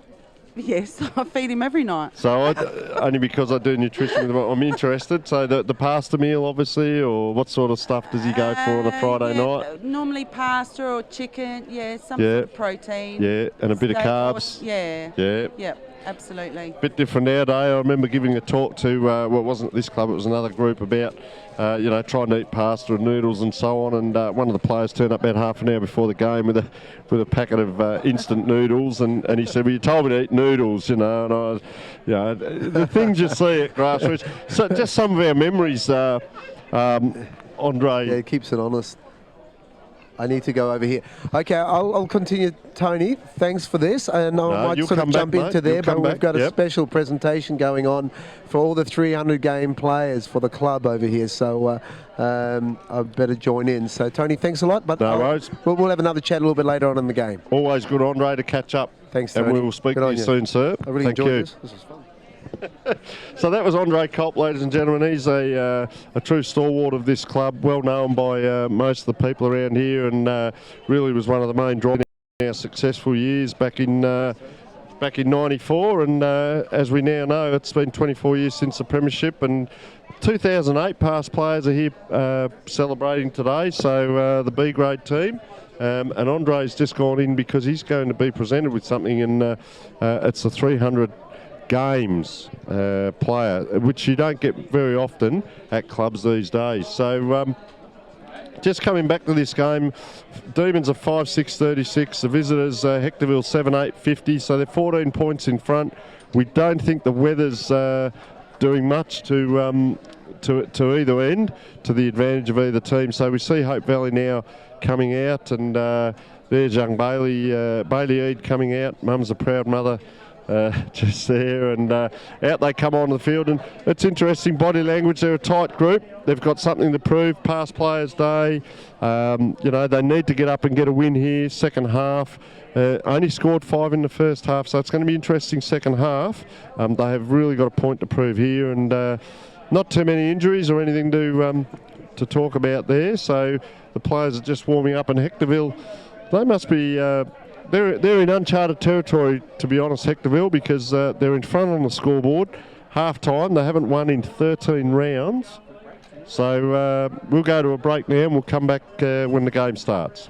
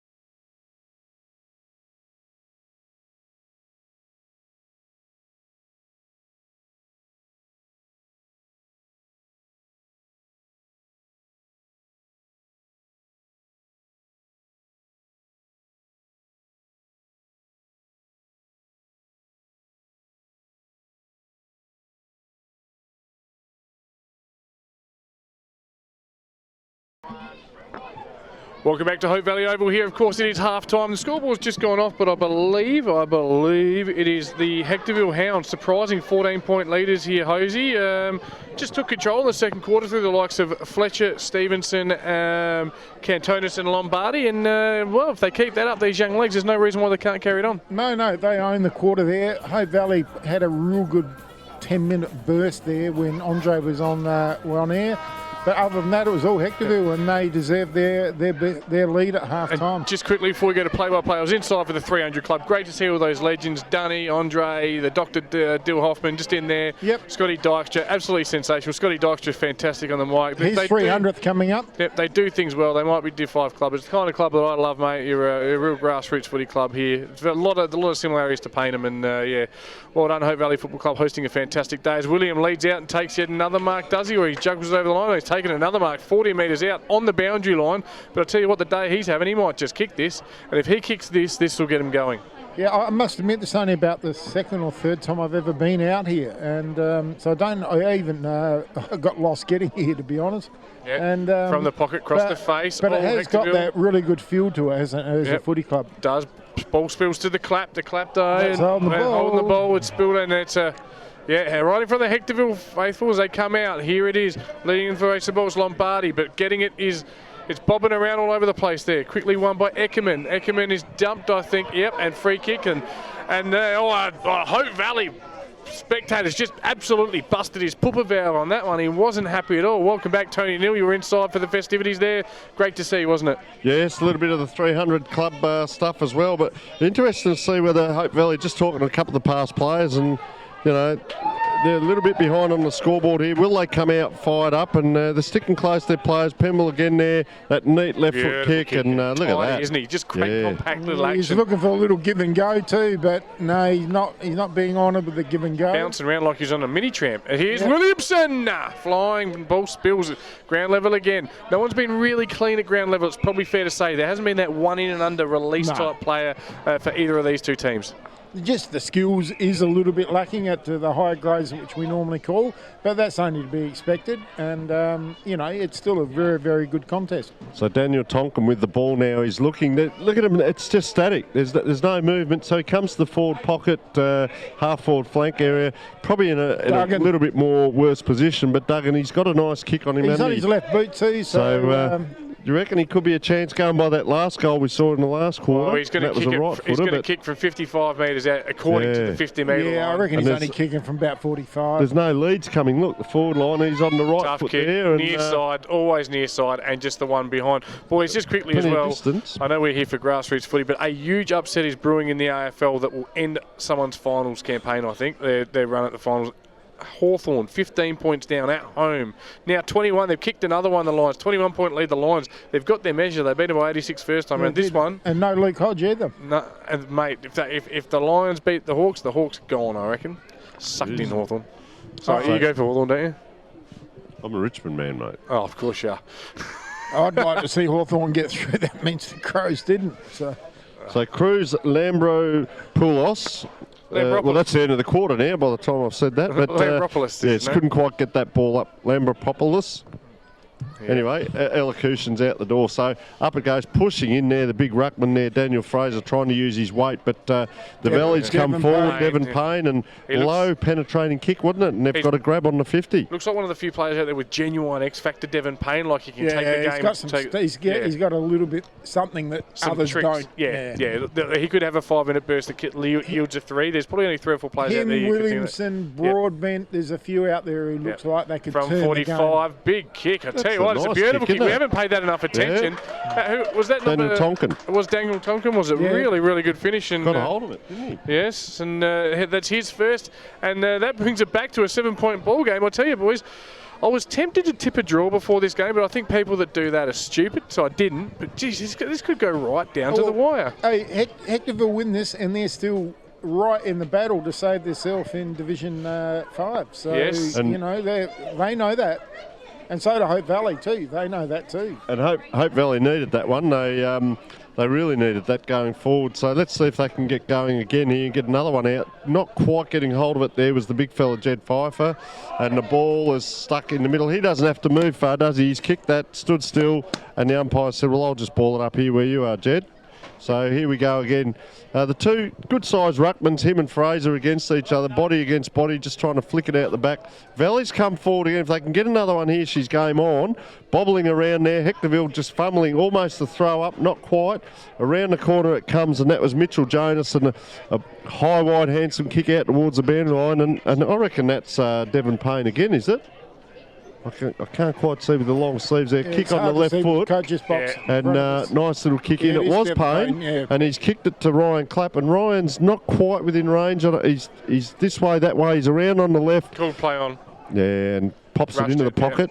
He's working his way into the game, Devon Payne too. He is. Yeah. Yep. Dylan Carl made a easy fodder for him just to take a chest marker on the run there as Payne and 50-point leaders down at Henley now Hose. That one looks like it's a one-sided affair. Great mark. Good Daniel, grab. The man they call Frank, Daniel Francis.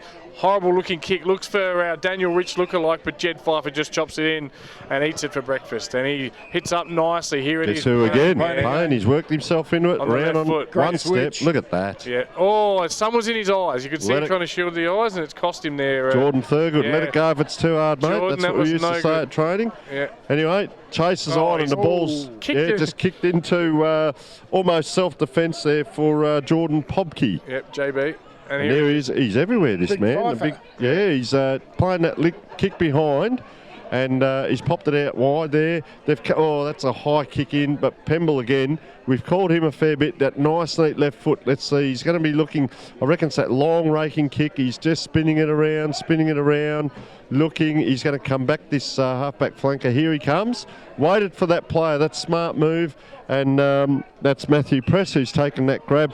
He waited and looked and almost sent him back himself. Pemble could get this back if he wants, but they've come straight down the line, very close to the boundary line, and not quite able to take the mark there, Hope Valley, and so we'll see a throw in. I could be wrong. I think Matthew Press won the metre-long salami in the at half-time, or one of the Press family. So win, lose or draw, it's going to be a day filled with salami. So two players up in the ruck, and there was about a 20-kilo difference there, but the ball's just bobbled out, and Hectorville are now fighting for the ball on the ground with Hope Valley, tackled in there. The Hectorville ruckman, Daniel Fraser's just walked 15 metres. He's extended himself to get to that next ruck tap. So he's up against number 14 here, who's William Dent. And there's about a 20-kilo difference. So around the corner, Pemble again, high, wide kick. Dump kick, wasn't it? Yeah, just a high, wide kick into the forward line with Hope. Yeah, trying to spin out of it was Thorpe. Didn't quite have success, but they do clear now out of the immediate danger area. Good play. Good collision. Turned his body well, protected himself, the Hectorville player. Fletcher, I reckon it was again. Yeah, he's got some something about him as well. And he's back that gun. Kick looked like Moran to me, running back with the flight with courage, but coming out full steam ahead. Nathan Buck. He's been a bit quiet today for his liking. Is it Duggan? Is it Duggan? Is it Duggan or Buck? Yeah, he's got the green boots on, so it's Dougie. He'll line up from we'll call it the Hope Valley 50 on a fairly acute angle, real acute angle to be fair. It'll take his absolute best kick, but I think with a bit of right to left, it might be right. Yeah, he's got distance across the face. And no one actually touched it. It's gone. One worrying thing for me, they're playing Jed Pfeiffer as +1, but that's freed up Zach Stevenson from Hope Valley, and he's very mobile. And from Heckies, and it just I don't think that... that was Francis who took that grab. I don't think Pfeiffer's the right one to be playing. No, not mobile. It was Francis to Fletcher, and he found a player on the wing on the outer side. Might be, can't see it, he's a long way away. High up and under kick though.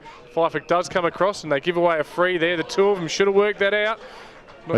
Just on that, Luke, exactly what you're saying. There's Pfeiffer going for the contest. Open goal. Sorry, it's the young fella. He flies. Oh! They call him the sizzle, and there was some sizzle in that. Sorry to interrupt, Tony. You could see it coming from a mile off. He had this sit, and he turned his body in midair, taking a great mark. A little bit of Hopwood from the Brisbane Lions about it, just the way he hung over it. Yeah, telescopic. Yeah. He's only 18, this lad. Yeah, and he's been very, very good.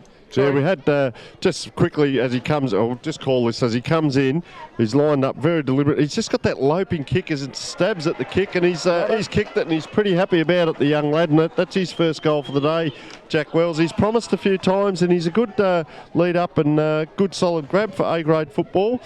So coming back, that kick that came in, Pfeiffer was the one who contested over on the far side, and his opponent, Daniel Fraser, was standing in the middle of the ground. They're probably 40 metres apart as ruckman. So, Luke, I reckon you've called that correctly, mate, just with those matchups. Just don't think he's the right one to be playing the +1. And here they are now in the middle of the ground. So the two we were just talking about, not a lot of height coming off the ground there, but a quick chip kick out on Jordan Thurgood there on the far side. I played a bit with Jed. Jed's more of your power forward, have a quick squirt in the ruck. He's not a ruckman, drop behind a kick behind the play. He's an impact player. He played some good Div 1 footy at Jeps Cross and Paynham, but doesn't have the mobility for that. Or the engine. To be fair, and I think he'd admit that. Good, strong footballer, certainly gives his all. There he is now. Yeah. He's got a free, and I don't think he was idea. even aware what it was for, but he'll take it. Yeah. I think you're right. I think he's a kick-catch type player at full forward or centre-half forward. Yep, and he released to runners. But anyway, back to the play. It's a long way away from us. I'll get on the binos, Tony. You call it. Yeah, that was Duggan there, who's he's put another tackle in after the whistle, but he couldn't quite take the grab down there, and Hectorville capitalised on what happened. He took the player's legs out from under him, so that's why the free kick's there. But Duggan's given them a little bit up forward, and if they can just get another one or two and capitalise on that, they'll go into the last quarter maybe in front or equal. So a high kick down the wing, that's just going to be a 50-50. But there he is again, Pfeiffer. He's got involved in the game, being that kick behind, and crowd's pretty happy here behind us as well. I think the personality juice is just starting to take its effect on Mrs. Eade is on fire as we speak. So the ball has come in, and Williamson again, is it? And there's a 25. Or what's going on here? Umpires he's reversed it. It's 25. No, it's 25. And the umpire's done that. The umpire furthest away from that's called that. Did anyone see what that was for, or not real sure? Well, Dan Fraser's not happy though, so it might have been against him. I think that technical. Oh, Fraser's come off, and he's just given the fence the code of conduct sign. Actually, he slammed. So how does that work? It was ironic, wasn't it? Yes. And Stephen Lazenka just laconically wanders on as Hope Valley have kicked another goal. Is that Williamson again? Williamson with a lazy his 5. Yeah. Yes, and on the Harley Heaven Firm scoreboard, it takes us to Hope Valley 7-7, Hectorville 7-8. We've got a 1-point ball game here at Hope Valley. And in the battle, there's a real relegation battle here, isn't it? Yes. Yeah, hell of a lot riding on this game. So two different ruckmen now. We've got Daniel Tanksos and also Stephen Lazenka lining up in the ruck. And Hope Valley. A little bit of fun and games going on here. Hope Valley winning the clearance down for Williamson in dangerous area, but they should clear, they do. Daniel Francis has been good this quarter, and I think they've sent the monster back this quarter, Big Zach Stevenson, but he's coughed it up to Payne, who's kicked it just across the face. And boys, Moran, I think that was. Yeah. I don't know if we've got anyone on the scoreboard, but I'm sure it's 7 goals to 8, isn't it? Yeah, I think it is. I think they're missing one from Hectorville, aren't they? And from Hope Valley. Oh, big try to grab that there, Hope Valley. So the beauty of it is, I think the score is on our live stream, so you can see the score. So we won't call the score. We'll just keep going, and the ball spills right in front of the commentary, in front of the Hectorville players box. It's bobbing around, plenty of players on, plenty of passion. And I'll tell you what, good crowd to our left, or your left of screen for Hope Valley. Good crowd to our right for Hectorville as they come. Ball in front. It's great smother, brother. Who was that? Number 8 at the bottom of the pack. That was Tom Riddle, the man they say loves the mirror, but geez, that was a good smother. You're right, though. The giggle juice is kicking in, and you can hear them. The crowd's getting lively out here. Crowd's arced up. Past Players Day, there's a lot of parents and friends and I guess ex-players down there in the tent, up here on the beautiful balcony that we're under here at the moment. So, it creates atmosphere, doesn't it? You know, and everyone's involved in this. A good close game. Payne this way, that way. One step, left foot, floating. And I'll tell you what, that's almost bounced through. Yeah, it was and here we go. I think the scoreboard has just caught up. Now it says Hope Valley 7-9, trailing 5 points on the Harley Heaven Firm scoreboard.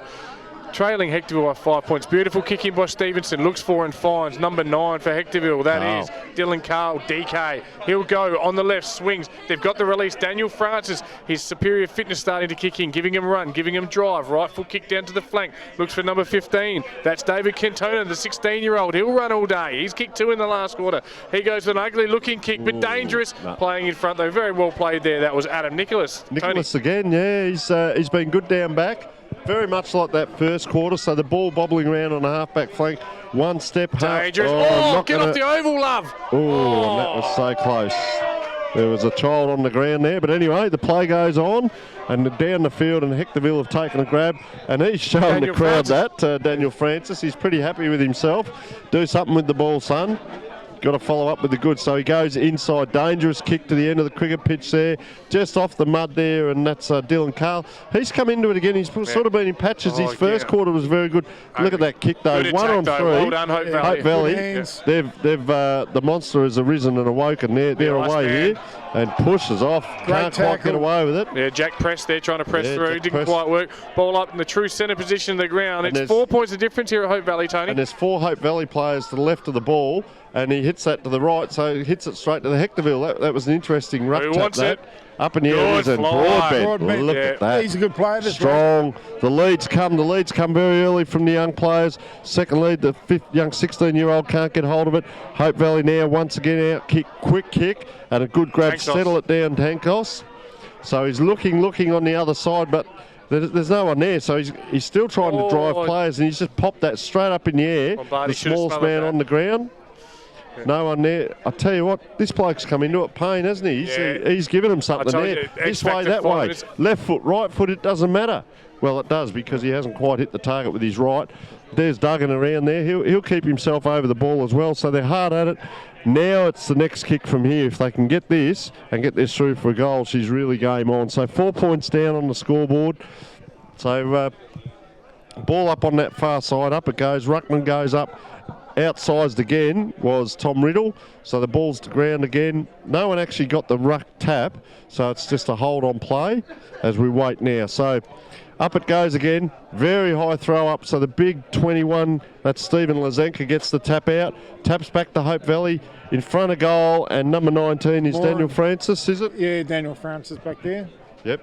Leaving kick with a switch kick across the ground. There's a handball, and they are away. They're away and running now through the middle of the ground.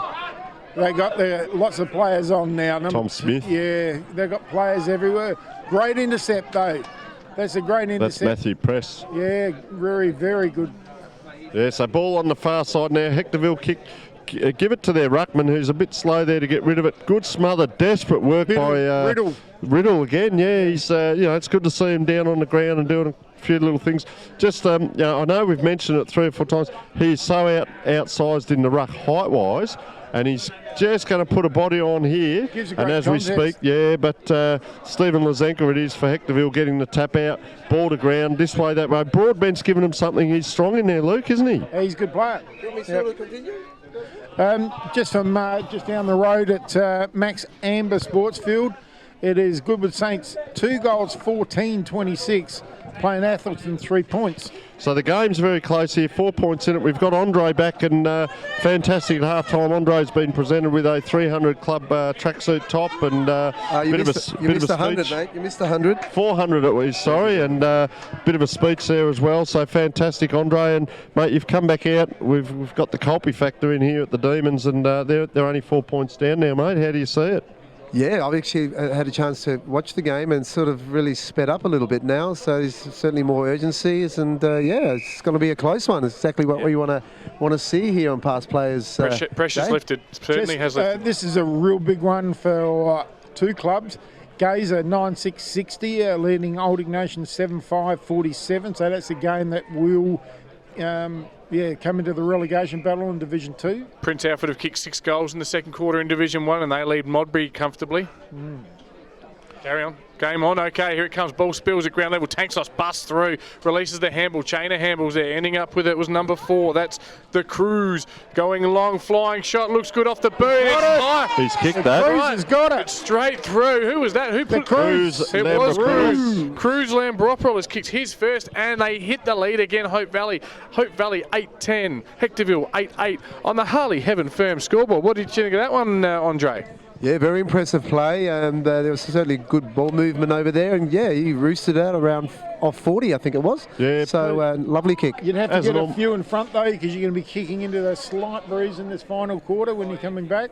Yeah, it's this where it's situated geographically. For some reason, the wind changes always around about the beginning of the last quarter. So expect a big shift change. It's also downhill that way, I reckon. Just a little bit. A little bit, yeah. There's a bit of a mound. Nice kick down. I'll tell you Well what, this done, bloke's Payne, come yeah. into it too, Andre Young Payne. He's been a real catalyst this done quarter. quite well. Which way's downhill here? That way. Just that last goal too, Andre. You'd love that as an on-baller, mate. Plenty of intent shown by that player coming through. Very true. I mean, it's good to watch, and it's certainly great entertainment for the crowd here to see a free-flowing goal like that. You're right there, Neil. Popping it around.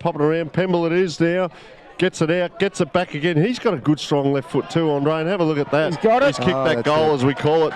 They are on fire as we speak. Yeah, it's back-to-back goals. They might have just broken the back a little bit there. They just Love it. needed that little bit of spark. Once again, the man comes into Exactly. commentary. They kick 2 in a row. They now take an 8-point lead, and it's going to be hard to arrest the slide here. But certainly that's happened while Dan Fraser's been on the bench. So I think they need to get him back in the ruck, get him having an impact. Need to win a centre clearance, Hectorville. And just look how he's run on, and young Jordan Thurgood's come onto the wing here. He's jogged 5 steps and walked about 10.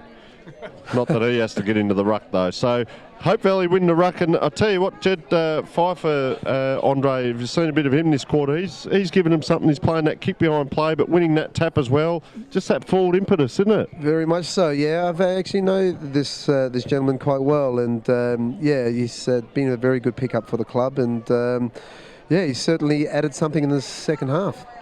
Good. Very good. So ball comes in on the half-back flank or the half-forward flank, depending on which way you're going. Hope Valley not quite getting that handball up was Pemble, so he's put it to the feet. Ball pobbling around now. Geez, there's a big pack there.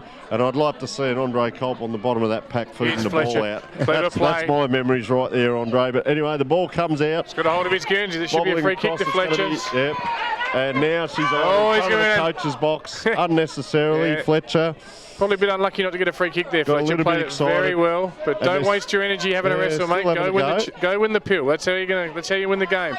Pfeiffer wins the ball down. Oh, he's lined him up. That And he's is a ran big straight collision. through him. Yep. Wow-wee. Heard Tell you ribs, what, bones, that was Good bump. organs, Dylan everything. Carroll, He's got feel back that. up. Yeah, no, he's he's fine. right. Yeah, Tommy Riddle, he's a fair shape. He's the Popeye of the club, old Tommy Riddle, and when you sort of run into him, you certainly feel it for a few weeks. And he after. can jump, and he's got to have a fair set of grapefruits on him to come up against guys who are 6'6" each week, Andre, and he does a great job, I hear. And have a look. The bloke he's cleaned up is just making his way to the boundary now. Not feeling real well at all. Buckles No, over. sucking to- That is a huge Pfeiffer. pack there. Yeah. Pfeiffer again. Pemble. on the left foot, straight to the teeth of goals. Can Williamson. they get a grabby? Oh, not quite. Good spoil.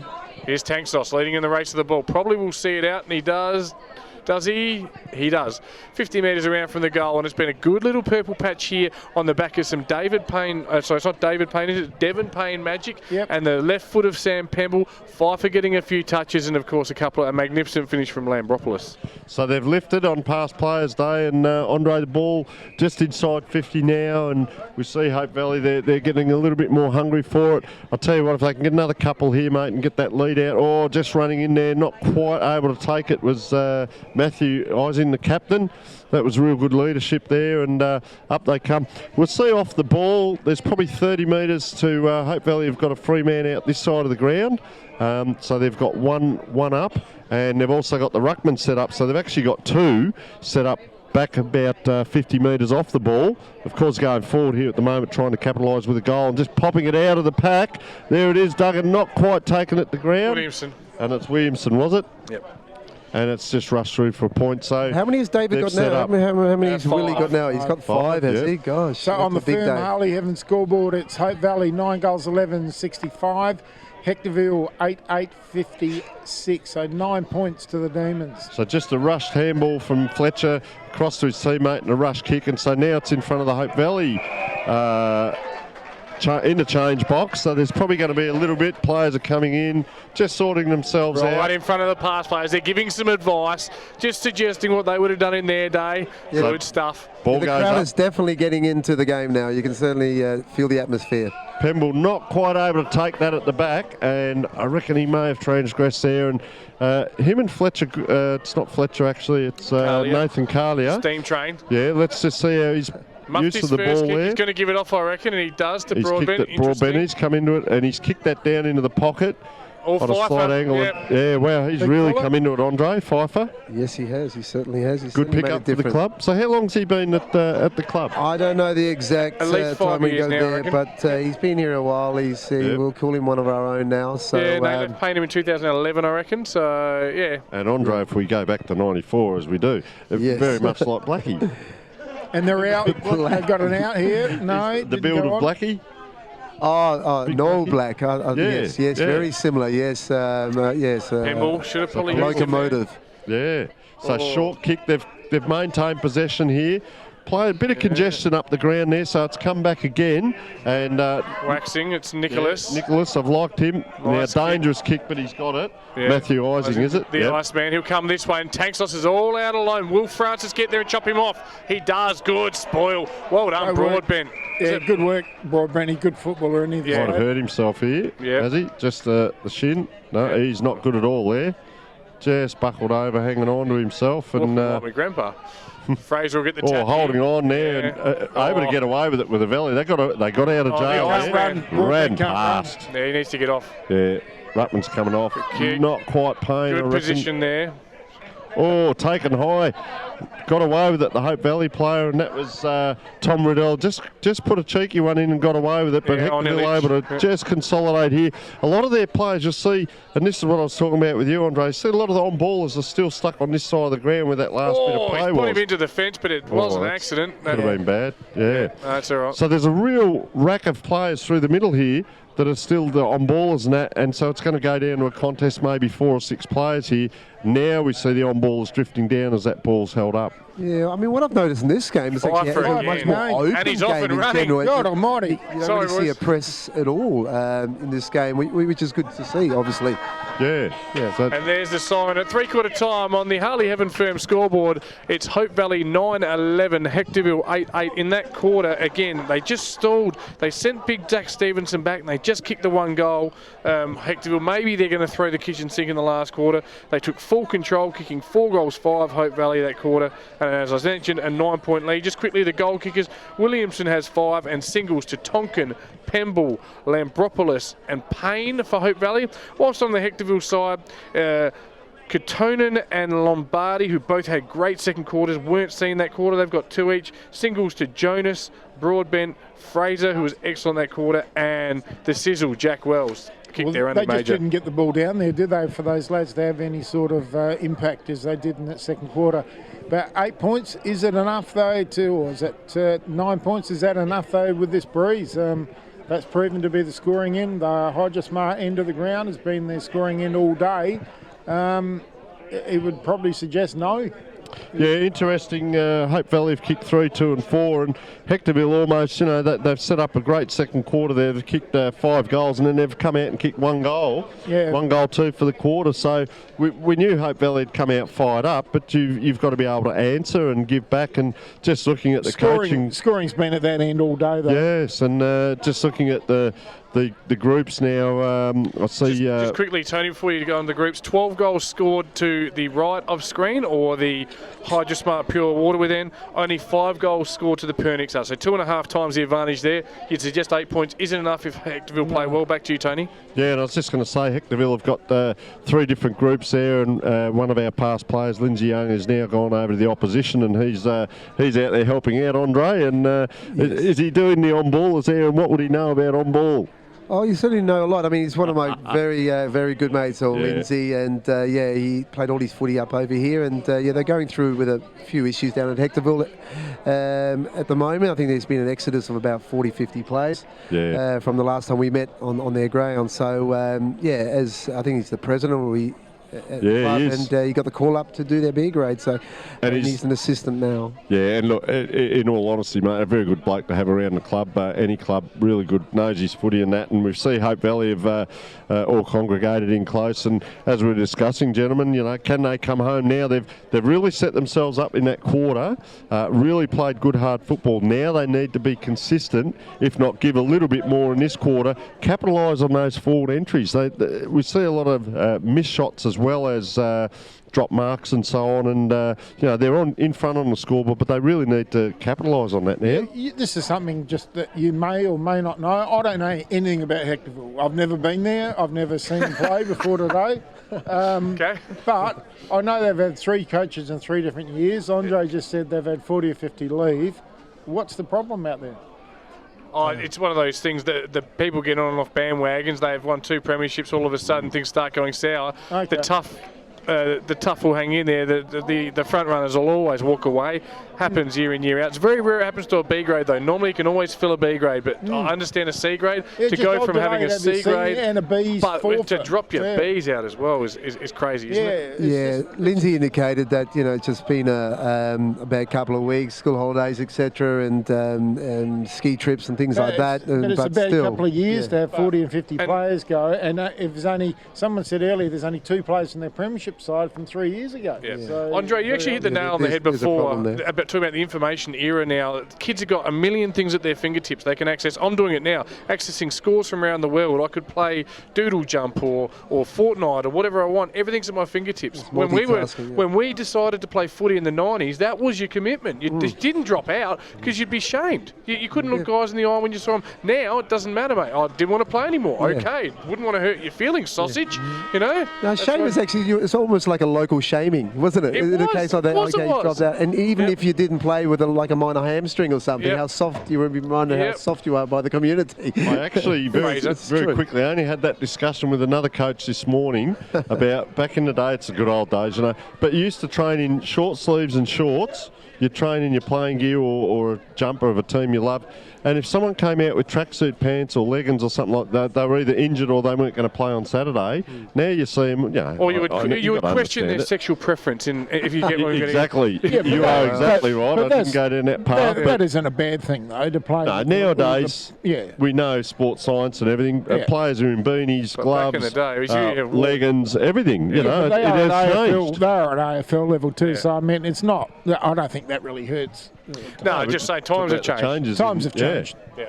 In everything. So. I can revert back to my time playing district cricket at Port Adelaide.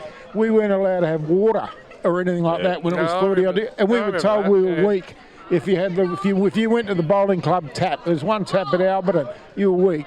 If you put sunblock on, you're weak. I mean, times change, and it's for better. I mean, those things. You'll get a stitch. You're letting your mates down if you have a drink, like that kind of stuff. This sort of stuff. What is 85 pre-season at West Adelaide, and that was exactly it. We weren't allowed to drink water. Yeah, that's right. In the middle of summer. We got told we were weak. Put your hands on your hips. You weren't allowed to put your hands on your hips. I still remember Barry Curtin and that telling me you were weak as piss if you're going to have a drink or anything like that. So, boys, just quickly, forward thrust here coming for Hectorville. This is huge. If they get the first one, this game lights right up. He's thinking. He's 70 metres out. He's looking. Go long. Get it down to Broadbent, but he doesn't. Very he goes deliberate wide, kick, doesn't it? But it does spill. Interesting. Ball spilling, running. Broadbent goals. Soccer. He's missed it. Oh no! He's missed from halfway. He must have been. Look, the coach Kevin Madden, has just thrown his arms in the air, saying, "Why Korean Jesus? Why?" That was a real comedy act there, wasn't it? It was sort of like Benny Hill music. Dun, I thought a bit of backdrop music there. This one quarter is going to decide perhaps which side gets relegated. So it's I really did say early in the commentary, we are going to see football played in a different way today at this level, and look, that can happen anywhere, I suppose. But when you got nerves and so on going on, and adrenaline, and fatigue, not noise around you, it's easy for us sitting here or for the coaches, but put all that into So, play, you've got to play Yep. with a bit of conviction and compose yourself because And it's going to cost. Worrying sign here early for Hope Valley. They've taken 4 kicks across goal, no risk, no run. They've got to run. They've got to roll the dice. They're going to have to kick 3 goals to win this game, and they're just chipping across. Someone's going to take it upon themselves to run that ball out. And they're not out of that 50 yet, so the ruckman there, Fife, Gee, he's had a goal. good second half. He's finished on this quarter again. The goal here is going to make it interesting. Yeah. Whoever kicks the first goal here is going to get the momentum. And And probably they going to can't win the even game. get foot to ball at the moment. So just that composure, Andre, that you were so well known Quick for. snap. Someone's got it Flying out. snap. And he's hit the post. Oh. And how critical is that? This is where your footballers stand up, isn't it, in that last quarter under pressure, Andre? Oh, very much so. You know, that little bit of just composure, as you said, just a little bit of brilliance to add with that, and that can make a difference of winning and losing this game. Yeah, and you've got to bite the bullet, and this is where the real players will get found out. So that's a long I kick keep in it again. straight to Daniel To Rich. who Go, was it Duncan. to? Evan Fletcher. No, Now, I tell you what, he can put this down at full forward. Broadbent, he's looked for him. And, he's just can't missed lock it him. up in the I'll one tell you hand. what. Broadbent's obviously injured, though, to go straight to full forward after he'd Yep. come off. And the Lions have knocked off Hawthorn by 33 points. Wowee. I tell you what, it's a big day of upsets. Plenty more to Is that come. the seniors? Yes. That is the seniors. Yes. It really could get bad here at Hope Valley, though, if Hectorville get up, because they would really be in the gun then. So there's a lot of Flying congestion. shot. That's Broadbent again. I Attempted was just going to say, there's no one out the other side here. If Hope Valley come out, if they can get past this tackle, Good there's tackle. actually no one down the Great ground. tackle. Quick snap from the pocket to the hot spot. There it Take is. There he is! There he is! Jack Wells. The sizzle, the 18-year-old boy will line up from 18 metres out in an 18-degree angle. Well. I think he's about 8 metres It's out. Wells. I was just trying to do some sort of numerology crap, but he should kick this goal. Any player worth his salt will kick this one. This is back to a pointy kicks this. Yes. Hey, they've been trying, haven't they? They've had it down there, and look at him Pokes it, celebrate. he He got it. He's got it there, young Jack Wells. And It's I'll a tell you one-point what, game now there, guys. Biggest centre clearance of the day coming up right now. Really quickly, Nord have hit the front, lead by 12. It's Glenelg by 29 over South. you Tigers. Come on the Tiggy train. 1 point lead to West Adelaide over the Bulldogs. And the Eagles will win. They are 33 points up, 63 points up against North. And just talking about that culture and stuff, if this was back in the day, Andre, I would be hearing your voice from the coach's box. We'd be hearing you in the middle urging everyone on, come on guys, we've got it, let's get it going, let's get it going. This is definitely it's where you interesting lead. these days, isn't it? Yeah. Centre clearance, Hope Valley. Yeah, it's where the leaderships definitely have to step up right now in a Cream tight rises to game. the Release top. handball, first handball, second handball probably wasn't needed, and ball bobs around. They'll win it back here with a Hectorville. They should. Tackle applied, 40 metres out, ball up at Henley Reserve. Luke Hosey, check this one out. Paynham 12-7, Henley 1 goal 8. Hard to believe that. Glenunga 8-10, Jeps Cross 9-10. A 1 point ball game in the battle for top spot in Division 4. Tony Neal. So out it comes, Hope Valley. Just standing and waiting, young Payne. Couldn't quite get the kick off.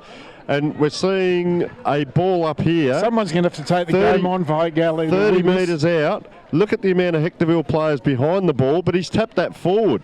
So, of course, Hope Valley take the ball, snapped around the corner. Was that Tankos, I reckon it was, and bobbling around in the goal square. So now we've got the same ball up, but this time 10 metres out. Hope Valley, can we do it? It's a matter of commentating. Someone's and not got to take it barracking from on. here. Jimmy Boxer with a big job on Lee Duggan. Lee Duggan dangerous in these situations. Ball coming out, just bobbles out a few metres. Tanksos again, he's tackled immediately. Good tackle there applied by Mitchell Jonas. And Just watching this ball up. Once again, look at all the Hectorville players on behind the ball, and yet their ruckman is winning it forward now. Hope Valley get it forward, of course. That's what they're trying to block. quick snap. Swung Hey! around. And we talked about the Swung X around. factor. There he is. Is he the Brilliant X goal. factor? It's definitely the X It's a factor. 7 point lead on the Harley Heaven Firm scoreboard. The Demons of Hope Valley, 10 goals 11. Hectorville, 9 goals 10. A 7 point ball game. Could be could that be the goal to ignite? Nah, too early in And the that- quarter. Still a lot of time to go yet. And that's, as I was just commentating, the way Hectorville is setting up behind the ball, and yet their ruckman's winning it forward. Hope Valley actually won the tap there and capitalised and kicked the goal, but you've got to have that spread. Yeah, they're with on playing ball, 6 don't you, on 6 Andre? though. Surely. Very much they're, so. They're playing 6 on 6. There isn't a +1 anymore. So back level. Down it comes again. So this is going to go end to end here. This is going to be a belter of a game. What is it? 7 points on the scoreboard. So players just making their way Hectorville down. lads get a stop back off the stoppage here and just set up a wall. Just going to say there, I reckon that's Fletcher there who's stayed a kick behind. Quick kick, That's flying out. shot. There's another It goal the is. other way. It's Elias Savalas, the boy from PNU that they call Telly. He's kicked his first and he's kicked their 10th, and it's a 1-point ball game here at beautiful Hope Valley Oval. She's just come down an old-fashioned shootout by the looks of it, Well, it Andre. is. What do you think? I'm looking from post to post here, from one end of the ground to the other, and isn't it refreshing to see everybody in their set positions? You know, you don't see presses real and all game of that. footy. No. We got some old school footy. It's nice to see. Yeah, normally there's a full ground press and things like that in the higher grades. So, you know, you Everything from Div 4 up, isn't there, Yeah, really? every- Oh, you see the presses sometimes. No, even in this division, I Yeah. think I've seen in Div 6 that certainly the higher grades, the successful that particular year, are doing. Yeah, quick kick out. Clearance there, won by Hectorville. Ball one down at ground level. Good tackle applied. We're going to have a ball up 55 and 9. Spills out. Sorry, pardon me. It is going to be hard, though, if Hectorville hit the lead for Hope Valley to come back into this breeze, I would have thought. Yeah, I mean, it's not a towering breeze, but No. it certainly has been the scoring end. Been the scoring end. Yep. 2.5 times the scorers at that end. So Got 20 scoring shots to 21, so it is just so even as a game, isn't it? So once again, all the on-ballers around except one Hectorville player about 15 metres off the ball. well done. So Penwell, he's going to break over those on-ballers and Okay, get it down to Daniel. a one-on-one. Well done. And that's what we're after, the one-on-one. Not quite let's able to just take stall it. it Good back. recovery, Andre. Yeah, it's very. Oh, here we go. Nice straight lines. Got it. He's got Oh, that beautiful left footer bend. Right. You pay good money just to watch that, wouldn't you, boys? That was And look, fantastic. you don't want to torture young fella, but Nikolic, he had to do more in that contest. He had to, he fingernail tackled. Do you know what I mean? He grabbed the Guernsey of Williamson. He had to rip in and force it. Look at the size of that Metwurst. Holy moly! Yeah, it's a metre. Sorry to get Metre this, of meat. but he had to rip an arm so he couldn't release the handball, and it was that release handball that set off Ryan Clapp. It's kicked the goal, and he'll learn that from experience. But it just frustrates me. A good 50-50, Andre, on the half-forward flank there by Williamson. He It brought was. the ball to ground and he won it back and flicked the handball out straight away. Didn't think. He just had went to be bang. neutralised, though. He And had how to be good was that neutralised. goal? And very composed as well. He was very balanced, etc. And then he released the ball, and it was a Kept great his goal. feet as well. That's old school football. Keep your feet. Very much so. So So- good little one-on-one battles. Sorry, as we were Chris Moran was. saying. So Chris Moran and his opponent there, and this is now what we're seeing, Andre. Exactly that. The old-fashioned footy, the one-on-one ding-dong battles around the ground. Yep, ding Is that dong, a correct? very appropriate word there. Yes, what we got here is two sides also for two different reasons. Obviously, he's past players. There's a lot of heart for Hope Valley to certainly win this game. But, they've gone through a lot. They're the Hounds, Hectorville Hounds, and obviously they would Free like to kick. see. Zavalas comes to the centre ground, but he's kicked it straight Good to him. news. Yeah, good news for you there. He's kicked it to Nicholas, Nicholas. he's had a good Just for game. our viewers at Solid. home, it is 11-11-77 to Hope Valley and Hectorville 10-10-70. So a 7-point ball game. And Ryan Clapp, the last goal kicker there, is on the half-back flank, kicking it down to that area. Williamson again puts a good contest in, gives them first use of the ball, quick kick back, and taken there is that Payne again from probably about a 3-metre kick. No, it's a freeze going the other way Yep, for a three sling. down. up. Right, first. Gosh, come on. I think that might have been downfield, actually. Yep. So I reckon that's Against your man with the muscles there. Lombardi, I reckon. is it? Yeah, Popeye. Yep. Yeah. I think it's Lombardi now with that funny-looking pointy dearie kick. me, makes it Pops hard up for to a Broadbent. 50-50. Broadbent, Wow. great Yeah. hands. Towering He's a grab, really good wasn't player. it? That was Yeah. strong. Goes long. Stevenson needs to get there. He won't. Good commentary, Other guys. player will. Oh, good contest there. Ground level. Zipping that Dylan way, Carl. that way. Dylan Carl, bit of magic. Oh, but he's just keeps popped it it. on Should point. have done more Now, of that. boys, He had that could be a clear very shot. interesting point. We could see a draw here, there, guys. It's point? on the cards. Should have done more with that though. I mean, he had he was 25 on- metres out, Yeah, he yep. was on his left boot Yep. and run straight to open goal. Yeah. 6 points in it, Andre. And we're just waiting. The dreaded hill down the back there. We didn't have netting in our day, mate. Look at that. They're still waiting for the ball. They're gonna, are they going to call it from the bunker? Here it is. He's been down, grabbed the pine pasty, the paper, litre of milk, come back through the gate. And now he's ready to kick it in. He's worn out. He's in the square. There's no one short. It's going to be 40 to 50 metres. Bang. Bit of a high up and under kick. Pfeiffer underneath it in best position. Does compete. Ball spills at ground level. Running out at pace. Gritting his teeth. Tucking it under the arm. Getting it forward. Here's Payne. Francis reads it well. Good tackle. That's threw it out up. Yes, That's correct right. proposal. Here it comes. Releasing. Tom Smith. Haven't Tom called his Smith. name too many. Tom Smith down to the forward pocket. Looks for and finds that man. The sizzle. How did he release Swings that on to footy his then? right. Quick kick. And Paul spills in the arms. Actually finds Tom Riddle. Tom Riddle releases. And they come. They're out. Jack but it's Press. Hectorville. 3 players there. Here's Francis. Kick He behind gets. play. He goes. He finds Thorpe, I think, from memory. It is Thorpe. Thorpe goes long. Man in the pocket all alone. Takes the mark. They're setting up that wall there, It's Hectorville. Lombardi. Now, Lombardi's a good shot for goal, and he's going to line up 35 metres out in a 45-degree angle. As that guy with the metre-long Metworth needs to stop walking past me, I will find you and I will eat you. All right. So Vince Lombardi. Fatigue makes cowards of us all. One of the great quotes. If he kicks Vince this, comes in. scores will be level. If he kicks it. Oh, he's dropped awkward. that. Very awkward. He's got it. Sausage roll. Sausage roll. It's tied away, guys. Yours are level. It's tied away. And Lombardi has kicked 3.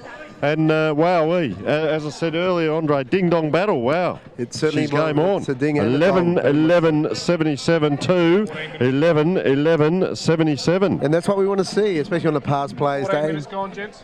And this actually is a local derby here as well. I think on geographically, they're just around the corner, so it is a local derby. And the great man Paul Ozeratis has just given us the time. What have we got? 14 minutes gone. That was 14 actually minutes me. gone. That's The great me man that gave it gone. Lozo on the timer. Oh, has he got? I'm going off the TV time, but fair enough. Okay. 11-11-77 each is the ball. Big. Every contest is huge. Huge ramifications. We're talking about relegation, staying in this division. Big game. The next 15 minutes of football could decide an entire season. It's Fraser and Pfeiffer. Fraser wins it down. Ground level. At ground level. They've been on top this quarter, Hope Valley, but fortuitous kick. Tanksos playing a kick behind the play. Doesn't take possession. Got to be clean with your hands now.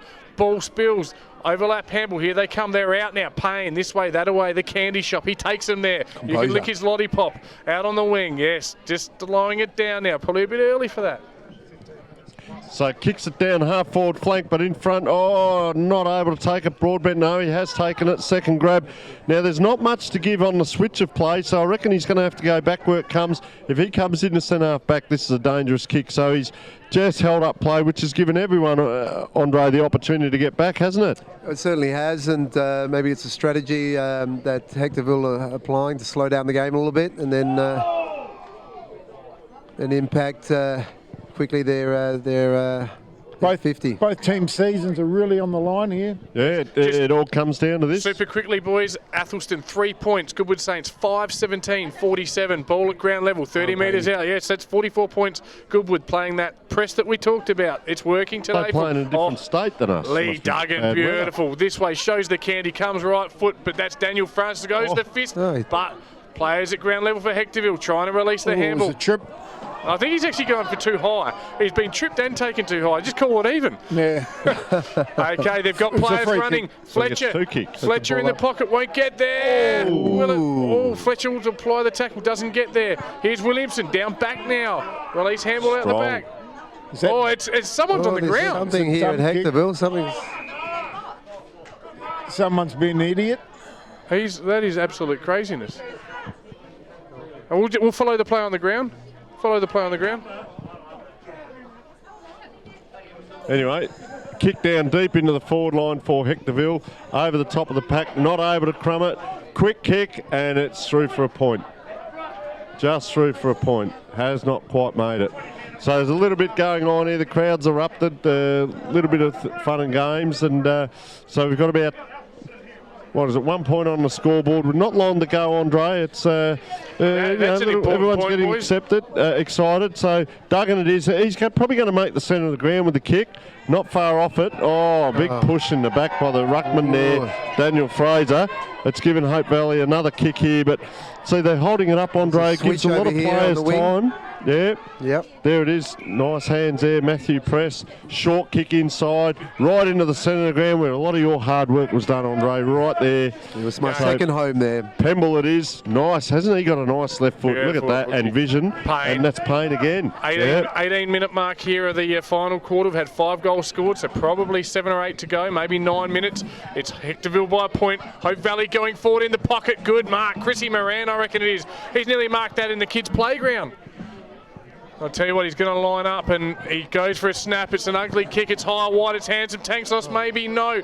Ball spills. Hectorville should clear. They push it out to the boundary line. Player taken without possession, maybe. And the umpire's been paying him all day, so there's no surprise there. Free kick, Daniel Francis. He's been stellar in defence today.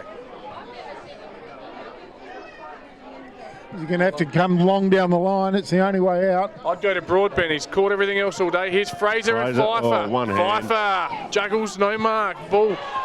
And the umpire says free kick, Hectorville. Oh, they're going to storm the ground. I hope the bloody fence is strong enough to pass players in. Oh, they're like rabid dogs down there. They are not happy with that one. Fletcher again, is it? Oh, he's gone to barrel! And he's got onto it. Oh, mark. Back. Oh, we're seeing it all. This is Div 5 grassroots footy. Nick Adam Keller's Nicholas. taking the mark. Yeah. 19-minute mark. Kicks in the man on the mark. Ball spills. Hope Valley. They release. Quick kick, half press. forward. This game needs a hero. Who's going to step up? Ball spills. Now it's all Hectorville. They should get the run out. They do. No, it's a high up and under again. A Packle form. Where's Broadbent? Right in the middle of it.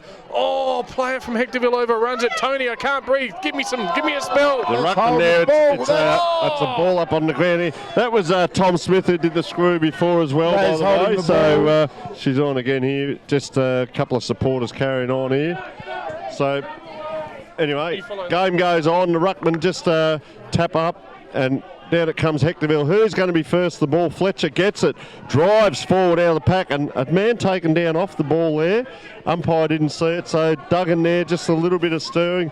Up goes the ball again. She's volatile on the ground. She's volatile off the ground. Little soccer along the ground, and that is out on the full, Andre. Pemble kicked it out on the full. Yeah. And they've just gone past 20 minutes So of the final quarter. Mark Shervin it was over the fence who took the grab and just throws the ball back. So we'll see Fletcher here with the ball. 20 minutes and about 15 seconds in. And 1 point up to Hectorville Update at the on the moment. fight, boys. It's the same two going at it in the car park. Is that right? Oh, So okay. leading out, not quite able to take the grab with Stevenson. So the ball comes down Pemble. Now we need just a slow down, Find a target. conscientious use of the ball. So he's on the left foot. He's given him time to get back. He's driven that nice 60-metre kick. Who's there? Oh, Take it one, back, two Williams. hands. The man of the moment. Williams. The man of the day, the best man on the ground. He's Williamson. going to line up from 40 metres out on a slide angle. And he's kicked 5, Andre. What do you reckon? He has. Oh, look, he's got a great leg, and I think he's This- got 5 straight, hasn't he? So he hasn't missed one today. Cometh the moment, cometh the man, Andre, they say. This is your time. This will keep Oak Valley in Division 5, I think. It's just dramatic. Oh, no, and he's missed a point. 1 So point. scores are level. Scores are indeed level. It's 11-12 apiece at the 22-minute mark. We're going to have about 5 minutes to go. I'm going to go check how long Always it's actually happens, doesn't going. it, Tony? Jeez, You give a guy unbelievable. a rap and he lets you down. And have a look at that kick out. It's turned into a drop punt in probably the last 3 minutes. The umpire's taken out a Hope Valley player, and both.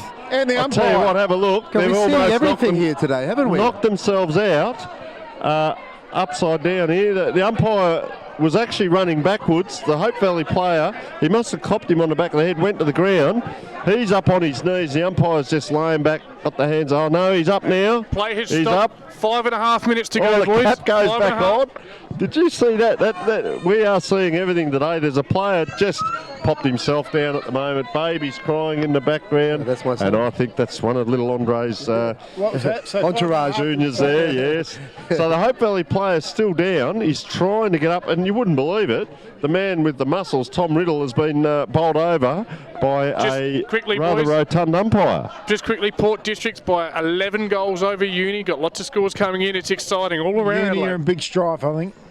Uni So the got umpire Here we now, go. We've got he's got his 5.5 composure, minutes he's to back. go. 5.5 to go. Scores are level. Riddle it was who was knocked to the ground, who's now up. Will he hand out a receipt to the umpire? I don't think so. So, no, it was just an unfortunate accident. So I think you next goal wins, boys, basically. Yeah, a bit of a Next lull goal over wins. the crowd. They're all, there's shock. There's fights in the crowd. Backhanded free kick. Game on. Free kick 2. And to mention the Hope Valley. gigantic salamis walking around the place Yeah, as well. the We've seen it all. salamis. We've seen it all today. This is a This big kick guy's a into the soccer forward fan, line. I'd say. Tom front of Riddle. us. Got to go to Williamson, surely. He's Got to going head to go. towards Williamson, So the doesn't he? ball of muscle Drop just punt, drives it half down. 3-on-1 though, Hectorville's way, and Hectorville ball spills ground level. Fletcher at ground level, releases the handball, comes out to the back pocket. They'll go down the line. You need to get there, Savalas. He does, overruns it. Big kick, Pemble. This could be huge. no. It's going to squeeze in for a Still a point. point. It's a handy We've point. got 4.5 minutes to go. Hectorville must score a goal now to win. Must score a goal to win. That might keep Hope Valley in Division 5, that point. Yeah. Minutes. Oh, we've seen it all today, boys. There's a lot of drama going on, that's for sure. Yeah, big kick. Big kick out. They're not panicking yet. Straight to Savalas. Oh, he's kicked it straight to Tanksos. That's a terrible kick out.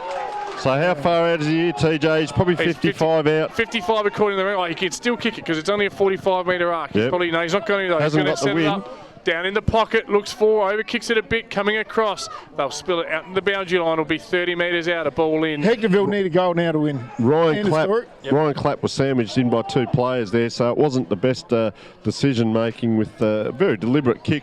So ball comes in front of goals here for Hope Valley. Actually, Hectorville win the tap, drag the ground. Holding the ball is the call release handball, they're twice. out. 2 handballs, 3 handballs. Are we going to Stevenson see a will get run on and the end. bounce? Go on. No, we're not. Oh, he There had it is, to down give to it the wing. Stevenson, he didn't. Stevenson's still running onto it. He's going to get to it. Sockers it Socket. off the ground. Great play. Running onto it. Number 15. Who's that? That's our it. The 16-year-old. 16-year-old. He snaps. Quick snap. Taken as Platonic. it's dropped. Coming out, running out with it. It's a sizzle. It's all happening. And they're wrapped up. And we're going to ball up at the right end for Hectorville. Zachy Stevenson So from the back let's pocket.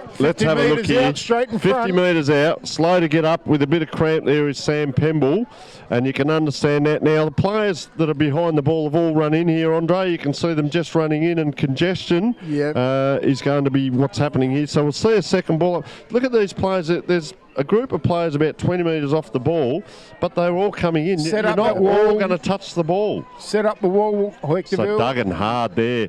Out it comes. Swung around. Tankos didn't have it, and I reckon he's got the free. Yep, he's put his body in over the ball, hasn't he, Andre? Been Won good that in the ball last well. quarter. Been very good in Hectorville the have been last playing this all game. The kick quarter. behind, Danger, kick danger. behind play, the old school kick behind play. If Yeah, you Pemble remember on the those left. days.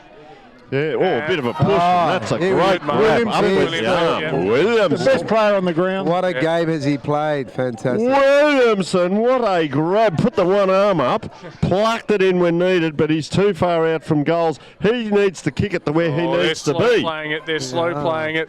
2.5 to go. Probably a bit early for this. Yeah, I would have thought Plenty so. of time left. I agree with Tell you that. what, this fresh air up here, Andre, it does wonders for the brain. Yeah, it's down the line and ball goes out of play at the front at the point post, at the light post, 50 metres around for the Hope Valley's goal. I'm just going to check And- the time, boys. And just have a look at the lights they've got here these days, Andre. That is luxury compared to our days. It's all state of the art. Running Everything around with- is they get looked after quite well, Yeah, the boys. bit of that's for elastic sure. with a torch on our head, mate. Those were the days. So the ball comes in. Fletcher couldn't quite. Two touches there. The big ruckman there, Daniel Fraser it was, trying to push the ball. Here they go. One handball, 2 handball. They're out here. If he can just get hold of it. Oh, he's run back into the play. here we Third handball over the top. Player under pressure. Gives it off. Gives it, not quite able to get it back. And just taps it on. And number 24 there. This way, that way. David Yeah, Lombardi. Pops it forward. Hope Valley out the back. Half-back flank. It's caught there. Can't quite get it up. Pulls it in. That player could be in trouble. Call for holding the ball, and the umpire comes How in long and to go, says, TJ? 2 minutes. 2 Give minutes. me the ball, boys. 2 minutes. So Keeping Hectorville actual need a time goal. here. 2 minutes. This is my moment. The umpire says, up it goes. Draw is on the cards here, boys. A draw is on the cards. 1 point lead to Hope Valley. Ball at ground level, 45 metres out. Spills in the hands of Fletcher. Oh, he's done. Oh, there's a bit of a sling there, wasn't it? Oh. Oh. Two side seasons are on the line here in the last 2 minutes. Jack Presh fell over fresh air there. He's just got himself up. Up it goes in here. Inside 2 minutes, third man 3 up. up. Stevenson. Ball spills. Oh, that could be trouble. Oh. Lucky not playing A1, A2, I would have thought. So have a look Inside at 2 have a minutes, look behind boys. the ball here. The amount of Hectorville players, if the ball goes that way, They come in which board, it quick does. kick. Can someone take They a go mark? anywhere. Oh, Over can the they back. rush it through? Don't. Oh! Ball spills, ground level. Hectorville from the snap. He's kicked it. Goal! Point. Oh, shit. That's not going to be enough for Hectorville. Hectorville have to win to stay in Scores Division are 5. level. Second best point ever kicked on this ground. So Hope Valley have the ball. Really important Hectorville have now. to win. Hectorville have to win Hope to Valley, save. just a nothing kick because it's a 50-50 down the ground. Two big ruckman. Jed Man Front. in front. Get it moving. That's good, but kick it down, man. So he does, down to the half-forward flank. Young player in front, and that's really good strong arms, Andre. And that's Ryan Clapp. We'll give him a clap with the nice green boots. So he's looking. 45 seconds, boys. Needs 45 to hit seconds. a target. Clap's just got to find a target nice here. little It's all kick Hectorville. too. It's all Hectorville. Oh, what? He spoiled his own player. Tankos. Here's Boxall. Boxall comes out. They're free here, Hectorville. They've got, make the play. He's made the play. Ball in dispute. It's huge. 30 seconds to play. A free kick. Tonkin. Boys. That came from. Come on, They're going to go umpire. straight down the. They have to go Dylan straight. Carl. He's got to hit a target. Goes Kicks over the out. top. Ball 2 might on go out of 1. play, will it? Ball inside. Hectorville still with it. If they can release the handball, they're on here. And the ball's socket. Here they go. We're in the last 15 seconds. It's the last 15 seconds. He's going to There's have a the shot hands after you wanted siren. in. Don't Payne. play on. He's going to have a shot after the Payne. siren. After the siren, could be. Going to come. Don't play on, Paney. Oh, he's going to press the siren. Lozzo's got There it. it There we is. go. It's He's a kicked draw. it. It's on the line. It's a draw. Oh, my God, boys. But that isn't enough for Hectorville. They had to win. I've got to ask you, who mentioned the draw, boys? Who mentioned it?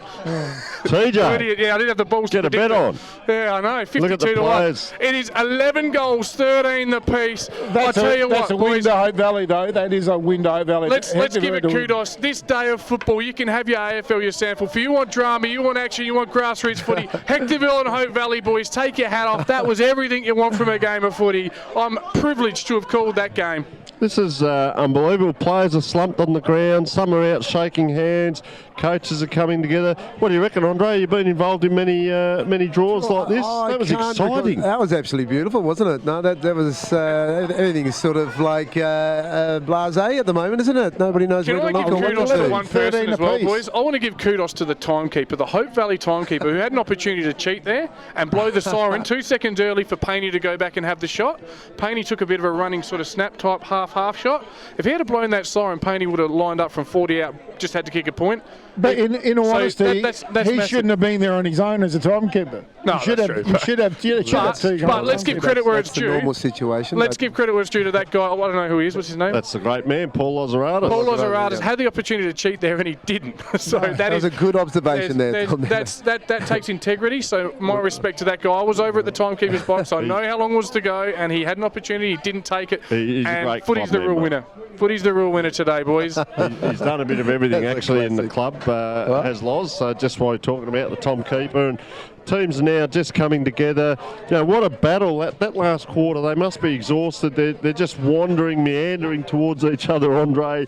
Probably spent. Should be a good night in the club replenishing, I would suggest. But it's almost that numb feeling, isn't it? You've played It 4 is. quarters It's a for bit of a nothing. null. It's a bit like that, etc. I mean, especially in past players' show. I mean, we really sort of win or lose. You know, you wanted to celebrate something. So yeah, draw is sort of something. Well, yeah, but you're it's not really great for after. Hope Valley because they still remain that 2 games in front of Hectorville. I mean, a loss was there was only 1 point game. The difference. Well, there's something to celebrate right there. Exactly. boys, probably Staying as up a well. grade, it's always worth celebrating. We that's have for sure. Hope Valley are the winners of the day. Really, We haven't mentioned David Lombardi.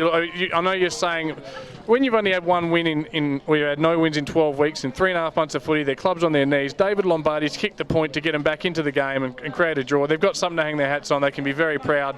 And I'm just absolutely filthy on myself for saying to you boys I didn't have the balls to tip a draw when I wanted to.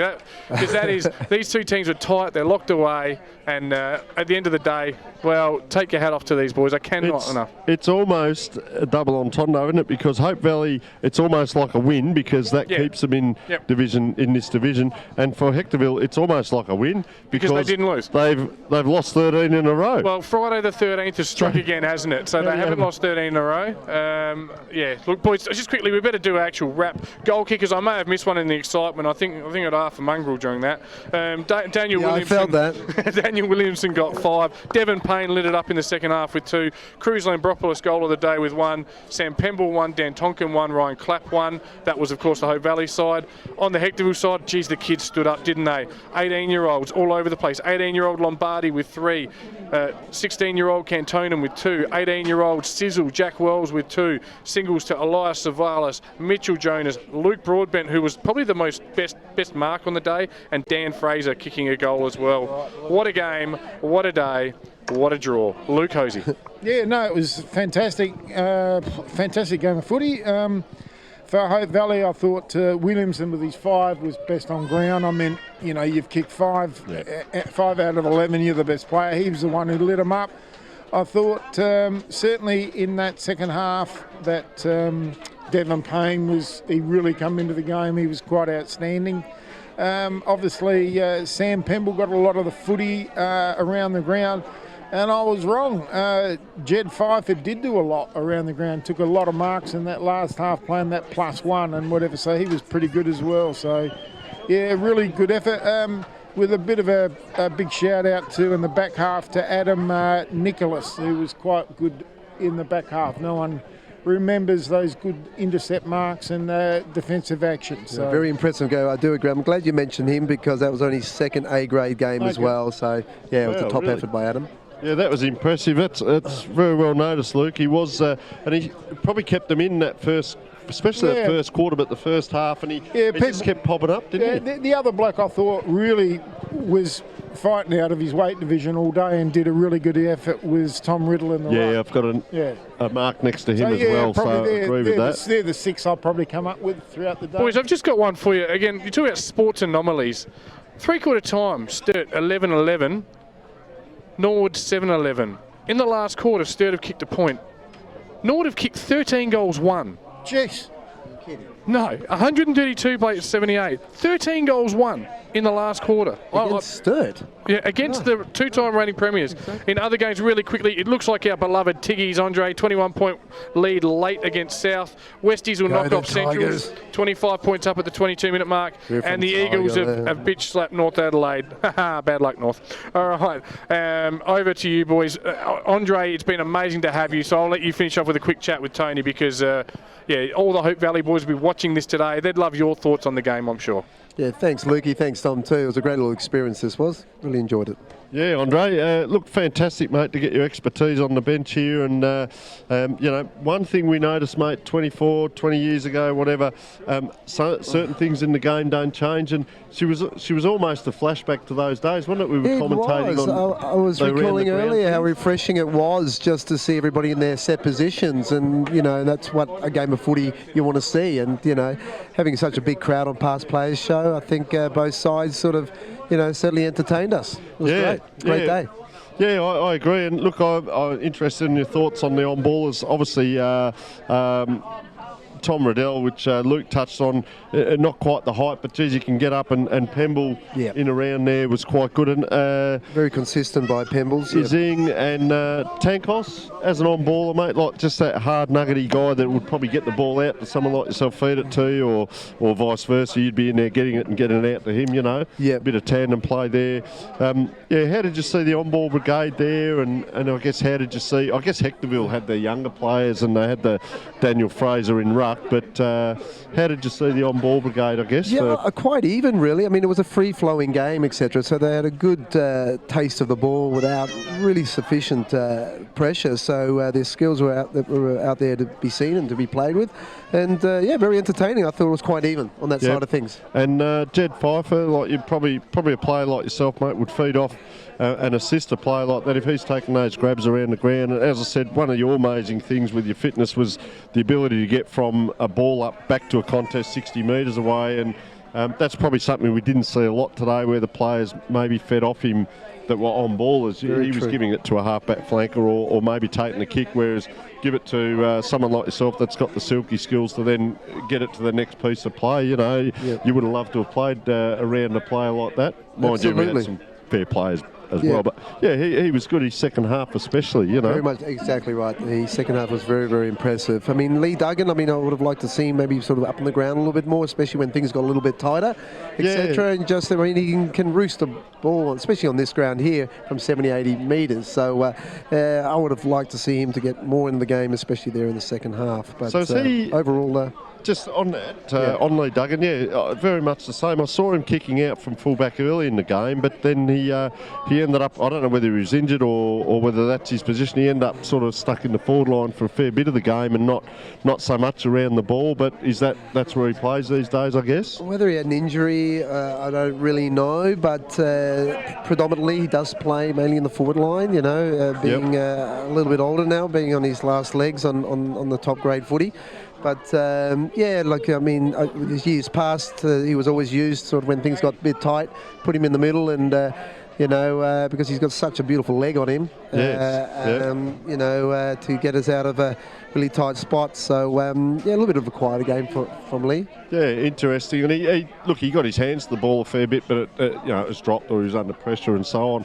And I guess coming across to Hectorville, Evan Fletcher was one of their on-ballers with the headband on, not unlike yourself, Andre. But yeah, that's right. Yeah, the headband on. But a lot of possessions. Unfortunately for them, they'd go forward and it'd be to a contest, so it would come back out again.